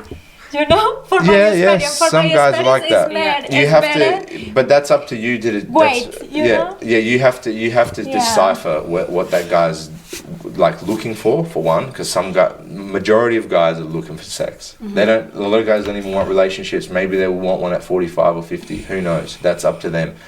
But you have to create some urgency, because if you have sex with a guy and then there's nothing after that, he's like, all right, well, we just have sex. Okay, great. For example, this is something for guys. If guys are listening, if you have sex with a chick and she has no urgency to contact you again. She doesn't want to like meet up, catch up, whatever. She doesn't clean your house. No, no, I'm just talking about the way they treat sex. If you have sex with a chick and they're nice and then this and that and they think about relationships and whatever conversations you've had, they're interested in, that's what they want. And if they do not contact you, there's no urgency to see you again. They don't want to catch up. They don't want to do anything. They don't want to be around you. This is another Tuesday night for them. It's another Tuesday night. They had another casual fling, bang, all right, whatever. I've been with, how many guys over the last how many years. That is a bad sign. That's a bad sign. You should want to, if you're having sex with guys and just for pleasure, well, is that a good sign that things are going to be weird later on? No, it's not. That's why all those studies about if you've had sex with this many partners or more, you have this likelihood of not having a marriage, blah, blah, blah. Wait, so specifically are you saying that if you have sex with a girl... Yes. And then you say, cheers, thanks for cleaning my house, see you next time, she leaves. And then she has to be the first person to message you. No, I could message them, it doesn't matter. Gotcha. But if she's not getting back to you quickly... It's not even about back to whatever. If they don't have an urgency to see you again, if they don't have an urgency to actually... What if they're playing it cool because they are really interested? Well, that's stupid, man. Because most guys are going to see that as like, oh shit, she's just whatever. And if the guy does dote after you, you're going to be like, oh, he's needy, and then you fuck him off anyway. But why would you sleep with a guy that's like that? I think that thing of women being needy or clingy is definitely it's way more scary for men. Yeah. Well, I don't know, man. I think that's retarded guys. I like people that just are completely adoring and do. Yeah, I want to do anything and everything for you. No, oh my god. Now we've just started on this shit. Anton, what's your star sign? Share it with the pod. Is it actually? Because that'd be really funny. What are you? Aquarius. Yeah, I'm Aquarius as well. No, you're not. Are you really? No, I'm an Aquarius. See, it doesn't fucking matter. He's an Aries, for sure. I'm not Are you an Aquarius? Yeah. No, I'm a Cancer. No, you're not. What month were you born? December. Sagittarius. You just made that up. December. It doesn't fucking matter. Yes, it does. It doesn't mean shit. No, like, all right, maybe there's some characteristics in there that have some realism Everyone's or something. different. Yes, but just agree the star signs are real. No, I didn't agree with that. No, you can like, all right, there's one. Said it on the record. They're so generalized that there's one thing you can connect with a person. All right, great. Oh, well, these people have this aptitude more. Yeah, maybe. Who the fuck knows? It's written in the stars, man. Yeah. No, but I just think that's my name. Yeah. That's a joke. Yeah, because the whole like I want someone to admire me, but like it's not admiration. It's just appreciation. They're appreciative of you. Some guys are repulsed by girls who text back all the time. Some guys love it.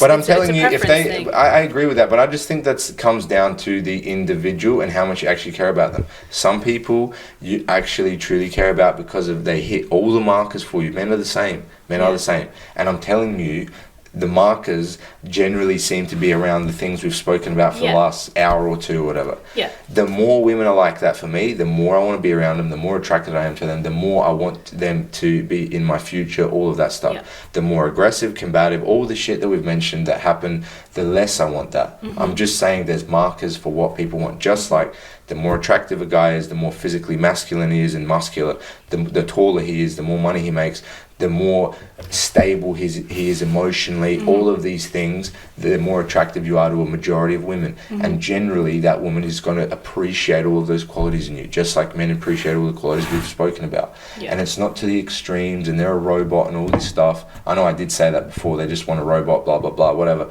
Yeah, some guys would be very content with that. But this is what's interesting to me, because for me, one of my things is, and the reason that I've left a lot of partners is because like the whole ambition thing is I, like with support, would love to support someone who does something great in the world, because on some level I'm like... And probably most women would see the same thing. Yes, so you want to support that person. Mm-hmm. But then there's all these fucking games, man. What games? Like the texting thing, or like the... Yeah, people, but this is... You know what I mean? But that's your choice of individual. That's the problem. Finding the type of woman that is the type of woman that most men want, and finding the type of man that most women want is rare. It's difficult.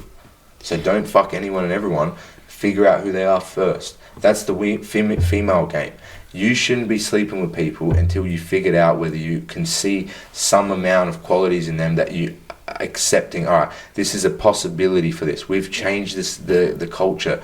Sex is first, then we figure it out. Well, that's a problem because now you form emotional bonding through endorphins and chemicals and all this shit, and now your judgment's clouded. Blah blah blah. It's on the male side too. Yeah. Okay, but men start with sex for the most part. That's what they start. She's interested in you enough to have sex with you. That means she's interested. So let's say the woman is their game plan is okay. Let's wait as long as we can. See, it's adversarial. Correct. Let's see how long we can. Now the men's man is how quickly can we have sex? How quickly can we fuck? So it's a little bit of a adversarial. Who's going to win? Yeah, but the mating strategy is adversarial. They always have been. Because in my experience, men that have made weight, their relationships have lasted longer. I don't know if that's just a luck thing or maybe that's a luck thing. Maybe that's just me. But maybe that was just guys you found that were more compliant because they actually went along with it. I can't tell you the reason. Because for most guys that are not compliant like that, all right, you don't want to have sex with them. All right, maybe on the first 2 dates, third date, they just dip. They're done. But I also feel like ambitious men guys that are a bit sneaky or whatever, they'll be like, oh yeah, baby, I'll wait. All right, a month later, they bang you. See you later. They just play the game and go along with it. So this is up to you to decide. You have to see by what he's doing. But do you think there's a potential for a man to also build that emotional, like let's say your dream girl falls into your life and you're like, wow, this chick's amazing. She goes, I'm going to wait. Let's just wait, right? You guys wait it out. Does that not increase your attraction to her? No. Because you're like, this chick respects herself and I like her. No. And well, that's me specifically, but everyone's different. Some guys, absolutely. Yeah. For me, no. Because women make exceptions for guys that they actually desire. There's no, you can't be like, oh, I've never had no. Women have one night stands. Women have casual sex with guys that rock their boat or whatever. But you're saying to a woman, your advice just now to women is wait, make them wait. But now you're saying but you have that to, you wouldn't do that. Yeah, but I'm not saying you have to wait a month. I'm not saying you have to do this. You have to figure out as quickly as possible. Yeah. Because if it's a guy that's worth something, he's not going to wait because he's got more access. So you have to figure it out perfectly, but you've only got 2 dates to do it. Maybe it depends on the individual. I'm not prescribing something specific for all people. I'm talking in generality. So a lot of guys that are more ambitious, more successful, the guys you want that have all the sexual access, they don't wait as long because they've got all the sexual access. I don't know. I would anecdotally say that guys that I have not had sex with straight away and made them wait, the relationship had lasted longer. Yeah, but maybe that's just because they were more compliant to what you wanted. But it didn't work out in the end anyway. So did that work? No. Okay, I have a question then. What, aside from sex and all that, how do you make a man feel safe in a relationship? What do you mean safe? Safe so that I think I can trust this woman. So you've obviously said the obvious stuff. All the hoe shit. That's out. Okay, we've already done that. Yeah. What's next? That's the fucking number one thing. If there's anything around that, so we've got the hoe shit out of the way. You She's not a hoe. Friends with old boyfriends, hanging out with guys one-on-one, all of this shit. Yep. If that's not done first, that's the main thing for safe. Secure that this chick is completely devoted to you and she wants to have a long-term relationship and marriage. Okay. That is the number one thing. Yeah. What's next? In terms of what makes them feel safe. Yeah, if that you go, I'm going to commit to this girl. We already said that about how supportive they are. Do they do they offer something outside of sex? What? You just show yourself on the foot. How? You just said all they want is sex, and now I'm saying, how do you make them feel safe? And you said, offer me something all men want is sex. Yeah, initially. Yeah. That's all they want is sex, correct, initially. Yes. But for long-term relationships and stuff, they don't want hoes, all this stuff. And again... So don't you think that meeting someone first dating, they sleep with you, is that not a hoe-like behaviour? It depends on the guy, man. We've gone over this. It's all paradoxical, it's all contradictory, because it's adversarial goals. The thing is most of the stuff in dating, when I talk about this stuff with girls as well, it's all bipolar. I want a guy that's submissive and that's feminine and soft and all this stuff, but I want a guy that's masculine. It's very difficult to find things that are on both ends of the spectrum. Yeah, it's a balance. Do men want women that make them wait for sex? No. Do they want to have sex quickly? Yes.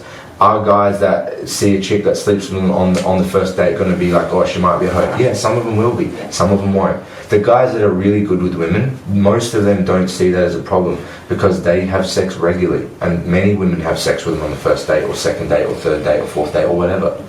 But I think that the advice you're trying to give is very contradictory, so it's confusing for us. to try and work this out. Do you know what I'm saying? But that's the fucking, Which makes us but go that's crazy. The, that's the problem. cra- yeah, but- So but- you guys but- complain that we're crazy, but then we're like, what do you fucking want? I'm telling you what they want. They want sex. Don't and be they- alone. Don't be Don't- alone. don't be Have alone. sex with me Make them straight wait, away. but have sex with me straight This away. is the only thing Like, that you're probably don't going be to find a- that's contradictory on the male side. 100%. I agree with this. This is a contradiction of the dating kind of like dynamic. Yeah. On the male side, they want hoes for them, not for anybody else. They want a submissive, supportive, compliant hoe for them that doesn't see anybody else. That's what they want. That's a paradox. That's what they want. They want a hoe for them. But that doesn't make sense. Neither does an emotional, soft, compliant, nice guy that's also masculine and dominant makes decisions. But that's what women want. No, but I You see think that there's as emotionally contradiction. intelligent masculine men for sure. I agree. I think that this dichotomy is like much less relevant. No, they're both exactly the same. I don't know if they are. They are. There's paradoxes in all of the relationship scenarios. Women want guys that are like this, and they pick and choose all these scenarios, and they want this. The emotional thing about dominance and leadership, and but I'm the submissive robot. No, they want to be masculine. They want to lead. They want to say, all right, this is what we're doing. Let's go, and they want the woman to be supportive in that. That's what they want. Is that a dichotomy or a paradox? Yes, it is, because you want guys that are 50-50, and then you want guys that are like that. It is an absolute paradox. It's an absolute contradiction. It is, just like this is. That's dating. This is the game of dating. Find the balance in between. It's fucking difficult. What do they want? I'm telling you, they want chicks that are slutty and sexual and hypersexual for them only. Not for everyone else, for them only. That's what they want. Is that realistic? Maybe. There's a lot of guys that figure that out. Is it realistic for you to find a guy that's this emotional and this and this and this tall and this and... It does sound like you're looking for an extreme minority in the same way that a lot of women are I'm looking not for an saying extreme what I'm minority. looking for. I'm saying what men I meant want. you I'm saying what generally. women want. Yeah, in general, Yeah. yeah, correct. But that's the same thing on the woman's side. They want all this crazy shit. Men want this crazy shit. But I don't think it's as difficult to find a chick that's just attracted to you and then doesn't post shit on the internet or whatever. I don't think that's as difficult to find. To find a guy that's this emotional and supportive and got all this feminine kind of characteristics and then got all these extreme masculine characteristics, I don't know if that's possible. I don't know how hard that is to find. I think that's rarer than it is to find a woman that's extremely sexual for you that isn't sexual for other people. That's why I think it's easier for this small portion of men. They can find that. Men find it. But whether they're actually committed to them or not, I don't know. Lots of people don't want marriage anymore. I don't want to be controlled. I'm independent. What are you independent of? Family, children, and a marriage. Okay, fine. No problem. Career, money, party, no problem. Has a cost though. Harder to have a marriage. And it's not even that maybe they find the guys that they want, then those guys don't want them. Then they find guys that they're kind of okay with, but they're settling for because, you know, the 4 boyfriends ago was the best boyfriend she had, but he left because he cheated on her and she broke up with him. But it was the main guy that she always wanted, and now she settled for this guy, and now she can't make it work. She's not interested, blah, blah. It's hard, man. I'm sorry.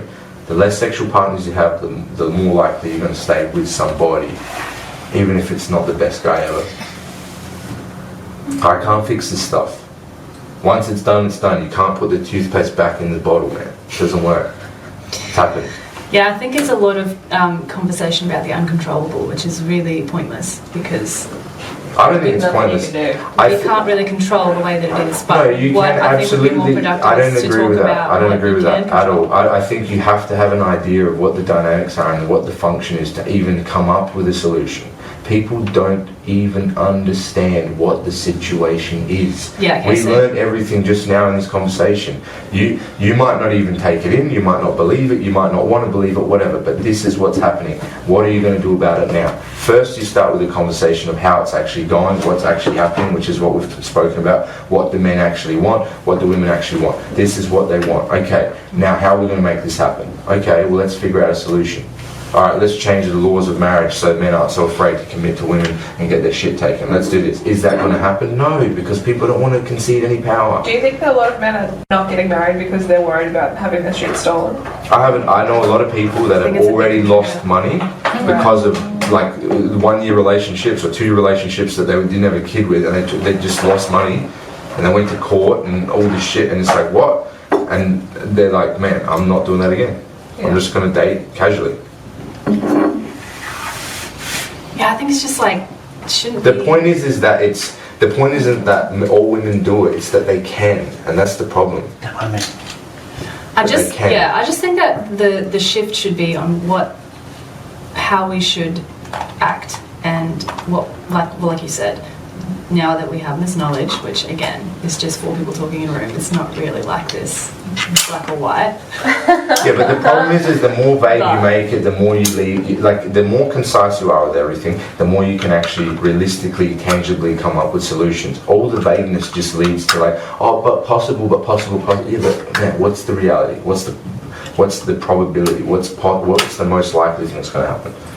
This is black and white. It's not as it's binary. It is as binary as black and white. There's just some conflicting things that They're struggling paradoxical. to grasp. So I think that's why it's. They're paradoxical. Yeah. Just like it's really difficult to be, feminine and soft and in control of emotions, and be masculine and dominant and all this stuff. That's difficult for a lot of people to figure out. But I Just think- like it's to be physically attractive and tall and handsome and all this stuff, and be intelligent and understanding of the world and well cultured and all that. That's a paradox. They're opposite Yeah, ends. but going back to the cost thing you were saying, so the gain cost balance. So yeah, there's a cost in everything, and I think as an individual, it's just up to you to be like, okay, cool. So here I am in life, because essentially, if someone's listening to this right now, it's a woman. She's 35, 36, and she's single. She's slept with, let's say, 40 guys or 20 guys or whatever. She's sitting there going, should I just end it now? No, I don't Do you think it should. understand what I'm saying? So this kind of conversation you can't just have and leave it and say, this is how it is, we're never going to change it, we're all screwed. It's about looking at it and saying, look, this is the trends of society. Yeah, but I'm not saying that they're What screwed do you completely. have? I'm just saying to get the guy that they want, it's hard. You will find a guy. The problem is they're leaving the guys they find. You can find a guy. Women don't have a problem with reproduction. Women will always be able to find a guy. Women are leaving men. Why? Women, Why do you because think they're so? not happy, because they're not fulfilled, because it's too easy to get another guy, because there's no negative to getting divorced. No fault divorce. There is no negative. There's no repercussion for getting a divorce as a woman. It's the laws are set up this way. There'd be This is the huge reality. emotional- Yeah, for sure there'd be repercussions. There's no law or financial, like tangible repercussion. You can say emotional, this stuff. What about the emotions of the guy? But he also has to pay. And he also has to do this and do that. And he also doesn't have access to his kids. And he also, all right, well, that's not feasible. How do you keep telling men to get married if this is what's happening? How do women say, oh, I can't find a guy? Yeah, but you're leaving the guys. You're picking them and you're leaving So them. what is the solution? Pick better fucking guys. How? And make better decisions. How? You're saying there's only 4 of them. There's not 4 of them. No, the problem is this. Do you understand what I'm trying to say, Anton? Yes, Is yes. that you're saying there's this huge problem The and your problem is you solution don't. is impossible? No, the solution So is that's what I'm trying women to are get at. making their bet too late in life. Make a bet when you're 25, Yeah, but not 35. Women who aren't 25 anymore.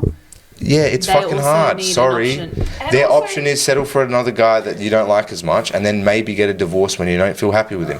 The problem is But I you think can't for prescribe women- something that's already happened. For women who are young, Yes. bit of a gamble to put your money on the Correct, relationship it is. thing. When Absolutely. I think the choice a lot of people are making is, I'll go and get an education. And support And myself support and be myself. independent of a family. Because there's less risk we're going. of loss. I know, but no, there's no. It's just what you lose. It's not risk of loss. You will lose Well, something. This is no, the point. It's a lot riskier. You won't have financially. you will less likely have a marriage or a family. That's what you cost. Most it doesn't women cost between money. the You'll ages have of financial 20 and security. 25 are not thinking of marriage. Yeah, and that's the They're too problem. young, they're too immature. It's but- not it's they're not. It's you guys are talking again from how you feel, but the exception. It doesn't matter. It's not about how I feel. It's not about what I want. It's what it is. Yeah, I'm sorry. It is. It that. is. That's why women aren't doing it, Anton. Doing what? Getting married between the ages of what you're recommending before. No, it's 45. not. You lose fucking 90% of your eggs by age 30. By age 35, you've got 4-5% of your eggs left. No, the most statistically safe time to have children is in your mid 30, in your mid What I'm 20s. saying is societally Incorrect. that is not happening. Yeah, but that's a Society shift from women. That's women's it's- choice from feminism. That's what they wanted. They had freedom. That's what they do. Yes, I'm so- sorry, but you choose that. Yeah, you so what choose I'm that. saying is, Let- this let's is a have let's have a situation- little bit of personal responsibility here. You can't blame men or blame society. Women are choosing this stuff. They chose that. What do you want me to do about it? There's no man that can come in and fix it. There's no mum that can come in and fix it. Women have made their choice. It's unfortunate they didn't know the repercussion, but they chose it still. Okay, so I'm going to try and explain this again. Women now Yes, have changed societally. correct. Okay, That's the they issue. Are not, yes, That's the fucking issue, I know, though. so listen to what I'm saying. Yeah, I'm listening. It's an issue. This is a problem we've discussed. That you've raised it. Yes. My question is, you can't change that. Absolutely, you It's can't. happened. It is what it is. What do they do now? What I just said. Find a guy that they don't want and commit to him and have a marriage with him. That's it. That is the worst advice ever. But I can't give you. Yeah, Anton, are you kidding me? no, that's the Are you advice. serious? I can't lie to you. What am I going to tell you? I'm just going to be like the rest of society and We need lie another to man you. on the table because Yeah, this it is seems ridiculous. to me like maybe we need the like vast majority of men to like pull their socks up. Perhaps. Isn't that what you were saying before? Self-improve. I don't. They can't Let's expand self-improve. the group of people at the top that They're have the not. qualities Yeah, that yeah. women They are can't. They interested in. can't. Man, pull their socks up. Surely we Self-improve. could Self-improve. increase that Self-improve. percentage, right? I don't think it's a man and woman battle. I just think that it's. I don't think it should be a battle. I think men and women complement each other and should work together more. I think in the West they've lost the ability to work together because of all this conflicting ideas right now. I'm telling you how it is, and you keep saying yeah, but. It's not yeah, but. It is what it is. What can you do to change that is specific to you. Can you implement being more kind to men? Can you implement cleaning the house, as funny as you think it is? Can you implement doing something that men actually want? Can you do that? I'm telling you what they want. Most men won't tell you this because they're afraid to get the exact fucking response that I'm getting right now. They don't want to say that. I don't give a shit. I'm not trying to sleep with everyone all the time. I don't care. I'm just telling the truth. I'm trying to help guys. I'm trying to help men understand the dynamics of dating. And if women want to learn something too, they're welcome to. Most women just go, yeah, whatever, doesn't give a shit. Because you're still going to get 1,000 messages next year, and you're still going to get 1,000 messages the year after that. It doesn't change for you, but it helps men. Because now they understand what they should do. Don't fucking chase women and give them your money and do all this stuff and look for relationships and blah, blah, blah. Focus on yourself. Fucking make a career. This show's for men. This is to help men do better. What women don't need help. There's no shows for self-help. If you actually listened to what I'm saying and took this in, you could kill guys. You could do whatever you wanted with guys because you are portraying the archetype of individual that men fucking die for. There's fucking wars fought over women like this. Helena Troy. This is what men have always done. This is what they want. You don't like it. Women don't like it because they've been programmed to be triggered by this and find a response of panic and hatred and anger and all that type of stuff. But that's what they want. I can't tell you, oh, but what's the advice? Well, the advice is this. This is what you did. This is the result. This is what you did. This is the result. I know that it's very binary and black and white, and there is nuance to that, and there are exceptions. There are always exceptions. But you can't prescribe generally a prescription of a small amount or of a minority. You're focusing on the exception. You know, contradictions of the rule. Sorry, not contradictions, exceptions of the rule. The rule is still this. 90% of the time this happens. 80% of the time this happens. You can focus on the 10% if you want. That's up to you. I don't think it's a logical thing to do. Just like I wouldn't jump out of an aeroplane if the parachute was only going to open 20% of the time. That's everyone's choice though. And you can fight it and you can disagree and you can do all that and you can get frustrated, just like guys that are like, well, fucking that's bullshit. They should love me for me. They should love me. I'm 4'7" and I don't make that much money and whatever. But that's the fucking way it is. I'm sorry. I can't help that either. I can't physically make you have longer legs. I can't help you make more money. I can't force you to have more money. I can't force you to be more muscular. You got to figure out a way for yourself as an individual to apply this shit in your life. It's always personal responsibility. Personal responsibility and accountability is removed from the West. No one's accountable. Oh, but the society. Oh, but the doll. Oh, but this. Oh, but that. Bullshit, bullshit, bullshit. There's too many layers of society set up to stop people from failing. Fucking fail, pick yourself up and do it again. Go do martial arts. Do something where you will fail and learn about yourself as an individual. Stop being this pathetic person like, oh, but it's not fair, but it's not fair. Yeah, but we didn't know. Yeah, and the guys didn't know either. Sorry, that's life. It's shit. It's harsh. It's hard. That's how it is. I can't fix it. I don't know who's going to change society. I don't think you can come back. I think that's the way it is. I know this is an extreme view. I know most people don't agree with this, but I'm telling you, this is what it's happening. It's interesting. Feminism happened and that caused a large societal shift. So who's to say that there won't be some other event that causes another societal shift that might push things in a direction that you're more... I don't see it happening, man. You know? I don't see it happening. I don't see some like shift happening where like, oh, you know, this happens and everyone goes back to traditional roles, or there's a new nuanced way. Everyone's polygamous and all. Like, people are just doing whatever they want now. Shout out to martial arts though. I will agree with that. Everyone should go train martial arts. Get around some. That's the only thing you can agree with or understand. Martial arts. Get in the boxing gym. This is how I learned this stuff though. Martial arts teaches you way more than physical combativeness. It teaches totally you agree. mental strategy. You understand reality deeper because you have to. Martial arts is a condensed version of reality, of life, of the dynamics of human interaction. Yes. And this is what you learn through paying attention. You learn to pay attention. And when you pay attention, you learn shit. And this is what I've realised and learned. And this is what I've looked into and spent time researching. There's negatives on the female side, there's negative on the male side. The negative on the male side that everyone gets upset about is that they want to have sex with lots of other women. They want to do that. Is that flattering and good? No. But that's what they want. The women always want to date up and find someone better and find someone better. Oh, they're gold diggers. No, it's their biological imperative to ensure the survival of their young. Does that mean they're wrong? No, it's not about wrong or right. We always go into this moralistic kind of conversation. Yeah, but it's not fair. But it doesn't matter. This is what's happening. What can we do about it? What can you do as an individual in your own life? I can't change society. I can only affect what's around me directly. I can maybe help my friends or my family or people very close to me, and I can implement it myself. But I can't force other people to take this advice and do it. That's up to them. And if you're a woman and you're watching or listening to this, and that's the thing that how do I have a marriage or whatever, you don't have to agree with me. Try it out. See what happens. Yeah. Have a think. Maybe think about it a little bit. Research. Do something. It's all in your hands. You can come up with all the data. Everyone has access to Google. You can look at this side. You can look at that side. Find it out. Maybe find the middle part. That's what I do. That's what I like to do. I listen to this. Listen to that. All right. I don't agree with that. I agree with this. And I'm going to be biased to the male side always because I'm a man. You're going to be biased to the female side because you're females. That's what you learn. That's your experience. But I don't want to rely on my experience or someone's point of view. I want to understand as deep as I can. That's all. Is that your drive for this? Yeah. My drive is to learn more and improve more. And if I along the way help other people by understanding more shit, that's what I want to do. Because I wouldn't have made as many mistakes, relationship-wise, business-wise, work-wise, all this stuff, if I understood more about life. Yeah. That's my drive. I wish I knew earlier. Yeah. Did you go through... Can we turn it on Anton now?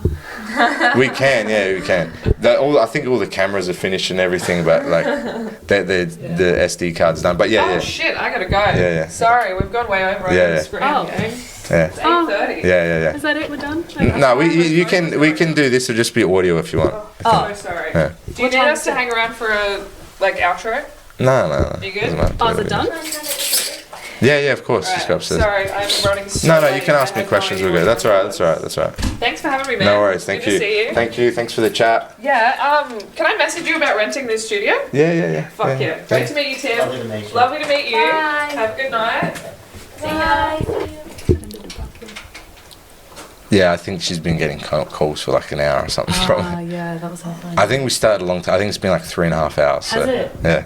Holy shit, we should wrap it up. Yeah, well, if you go ahead, ask whatever question. No, I was you just going to ask one question about did you go through that phase as well? What where you were phase? sleeping with heaps of girls and then you were like... Look, I have had the company of some girls and stuff like that, but I don't think I went specifically. No, I would say I think that is kind of like that. You're kind of like, I would like something more meaningful, whatever. Yeah, I would say that most guys generally go through that if they actually have the ability to access women A lot of guys don't, so they'll just commit to the first girl that gives them any attention or whatever. So you're saying guys who can get sex, or in your case, that was what happened, and then you were like, okay, I'm kind of over this now. Yeah, I would say that if you're talking specific to me, I can't talk on all men. I don't, there's no data to back this up. Specific to me, I would say, yeah. That for me is probably what happened. Like, you date a bunch of girls and you do this and you do that. Yeah. But also, I wouldn't say that there was many women trying to commit to me either. You know what I'm saying? Really? And maybe if they were doing that, I would have been inclined to do that earlier as well. Yeah. You know what I'm saying? Yep. So, but maybe I wasn't desirable enough. Maybe I wasn't tall enough. That's the things you have to deal with as a dude. That's life. So you think women are just as flaky? What do you mean just as flaky? Women are 10 times more flaky than men. Do you reckon? Yeah. As in, like, don't want to commit?